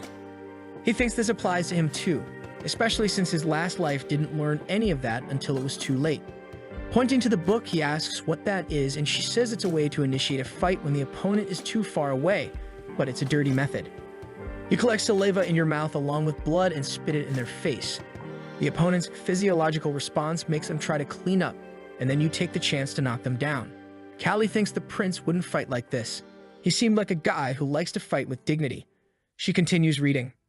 After that, crouch down and kick quickly, then drag the opponent down to the ground. Time passes with them looking at the book while Callie thinks he's learning too much. Azalea is already yawning and Kali says, "Let's stop here. If I learn too much, I'll think too much about the fight." And she asks, "Do you think you can win? You're a boxer. This martial art he uses is very different." Kali is now confident and blushing, saying, "Have you forgotten? I'm the guy with the title of Ogre Hunter," but he's thinking that saying this is embarrassing. She says it's okay then, she trusts him. And Kali says he's going. But in reality, she's scared, thinking that if Kali loses, she'll be Iskandar's woman, and then she wonders, is this all I can do for Kali? She then runs and grabs his arm, asking him not to go, please. Kali gets shy and the candles go out. Has the boy practiced the techniques that make the protagonist invincible? The next day, Sullivan is just smiling at him. He asks why she's smiling like that, and Sullivan says, "Kali, did you go back to the room in the middle of the night? Where were you?" He's already all red and twisted, saying he was preparing for the fight and needed some time alone. As he thinks, how did she see me at a time like that? The door then opens, and Sullivan says, "You have to win, Kali." He looks back, and now the boy is confident. The whole army surrounds the arena, making sounds with shields and swords. From the throne, Philippus is watching, and the soldiers are all excited. The third prince of the empire and descendant of the god of war, Iskandar. The soldiers say, "He's going to beat you up, kid." As Iskandar enters, all smiling and confident. This is indeed a perfect day to crush someone. Our protagonist also enters the arena, but now with a much more evolved physique. Philippus raises his arm and announces, "The winner is the one who remains until the end, and the loser will be considered defeated in this arena." This is the manifestation of the god of war, and this fight was approved by Emperor Alexandros. Iskandar takes off his shirt, thinking that now it's not even about Azalea anymore. It's just that he has no choice but to crush Kali, so he better resist at least a little. The guy is 50 kilos heavier than Kali, and seeing the monster coming, he thinks, now it's a fight without rules, this is not boxing. Iskandar is a very difficult opponent, but I have to win at all costs and prove that strength isn't everything. The soldiers form a circle with the two in the middle, and the fight has already begun. Kali takes 2 steps forward and punches him in the face and then retreats. Iskandar hasn't even raised his arms yet, and he's already bleeding from the nose. He says it's going to be interesting now that Kali can move, as expected from the divine doctor. Then he comes with that bomb that Kali dodges to the side, and dodges again by squatting, moving to the right, moving to the left. Iskandar thinks it's better, but strangely the air is getting heavy around him, and it's getting bad. While the pressure of his arms scares Kali until he sees a chance to hit him in the face or stomach, but hesitates because he can't counterattack and wonders. He hesitated because he remembered Azalea and wondered if he was afraid to fight at full strength or if he was afraid of losing something.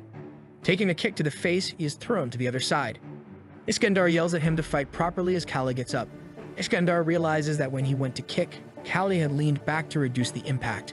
Exhausted, Kali thinks he might be going crazy for having such thoughts in the midst of the fight. He goes back in, reminding himself not to hesitate. Now he can stomp the ground without pain, making his punches stronger. However, Iskandar throws a fake punch and prepares to kick instead. Kali barely dodges and lands a classic rib strike, making Iskandar writhe in pain. Iskandar tries to grab Kali's shoulder, but Kali blocks with his arm, knowing he'll be finished if caught. He realizes he can't let Iskandar recover, landing more blows to the stomach and face. Watching, Philippus thinks the pugilism technique might not work perfectly, but Kali must do everything to defeat Iskandar. The princes of this empire undergo rigorous training, expected to be strong both physically and mentally. The Iskandar was raised as a warrior, becoming more excited than fearful when facing someone strong. Taking punches, Iskandar thinks Kali is like him, not charging recklessly but calmly choosing the right time to strike. Iskandar decides to make a run for it, knowing his leg is at its limit. But Philippus realizes it's a trap. As Iskandar approaches, Kali worries about mistiming and manages to land a blow that rocks Iskandar's head. Kali believes he hit perfectly, but Iskandar retaliates, grabbing Kali's stomach and throwing him to the ground. Kali is astonished he didn't pass out after such a head blow. With Kali taking a beating, Iskandar wonders when he managed to throw him down, but doesn't care as he won't stop now. Trained in brutality, Iskandar aims to break Kali's arm, who notices Iskandar's injured thigh. Without hesitation, Kali thrusts his hand into Iskandar's thigh, causing him agony. In reflex, Iskandar grabs Kali's arm, who lands another blow and retreats. But Kali notices Iskandar has stretched his ligament, realizing he's in trouble. Kali taunts him, asking if Iskandar understands his pain. Iskandar, thrilled, claims to be enjoying the fight. Watching from above, Philippus is certain Iskandar is enjoying it too. To force a member of the royal family to use all their strength, Philippus concludes Kali is as brave as he is skilled. At that moment, Azalea arrives and Philippus remarks that she's late. Philippus says to her, "Azalea, a jest. I heard that Callie is a slave of your family." She confirms, and Philippus then says, "If it's money, I'll pay you whatever you want to hand him over to me. Sell Callie to me because I think I can handle him better than you. He's too big to be confined in your small world." Azalea hesitates but says, "I hope you're joking, Your Majesty. I already know that Callie is too good for me." However, she adds, "But don't you know that Callie and I don't have a master-slave relationship? Are you revealing our relationship?" Philippus asks, "Are you willing to marry him? Weren't you the one who leaned towards Iskandar that one time?" Azalea responds, "I'll do anything for him. Whether it's freedom, difficulty, or marriage, I'll do everything for him because he's done everything for me." Back in the arena, Iskandar admits, "Callie is stronger than I thought. Pride is a luxury of the winner, and if that's the case, he will win at all costs." Callie knows he's in trouble and thinks, "I can only punch with my right hand. Should I use my teeth to attack him? But my leg is reaching its limit again. With so much difficulty, it would be incredible if I beat him in this state." "I'm going to crush you here," says Iskandar as he approaches, while Callie responds, "At the pinnacle, I'll regain my pride. I've lived 30 years on this earth as part Kangtae, and I'm going to put all the years of that life into this fight, because my life as Callie now is important." As Iskandar tries to grab him, Callie dodges and delivers a powerful knee strike, causing Iskandar to lose balance. As Callie goes for another strike, aiming for Iskandar's jaw, he lands a blow to the head, but Iskandar defends with his forehead and retaliates, disorienting Callie. Iskandar grabs his leg, boasting about his lineage, and throws Callie into the air. As Callie falls and loses consciousness, Azalea appears, wiping away her tears, and tells him, "Don't look at me like that," almost crying. She touches his face and says, "Bring me victory as always, Callie." Motivated, Callie gets up, impressing the soldiers with his determination. Meanwhile, Iskandar seems to grow stronger by the minute, proclaiming, "Do you know why I didn't fall?" Callie replies, "Yes, because your head is just decoration." Iskandar, angered, asserts, "It's because I am a descendant of the god of war, and I won't lose. I have sacred blood." But Callie smiles, saying, "Today, victory is mine." As Iskandar prepares something, Callie remembers Azalea's technique of initiating a confrontation from a distance. Callie realizes he was wrong. Iskandar will do anything to win because victory is his pride. Iskandar spits towards him, but Callie defends with his hand, confusing Iskandar. Seizing the opportunity, Callie strikes Iskandar's chin, leaving him perplexed. Claiming to have heard the voice of the goddess, Callie defeats Iskandar. Philippus stands and announces, "Your victory has been witnessed by me, the first prince of the empire." Callie the pugilist has won the fight. The empire and the gods of war recognize this. With that, he leaves, saying, "Callie, as the winner,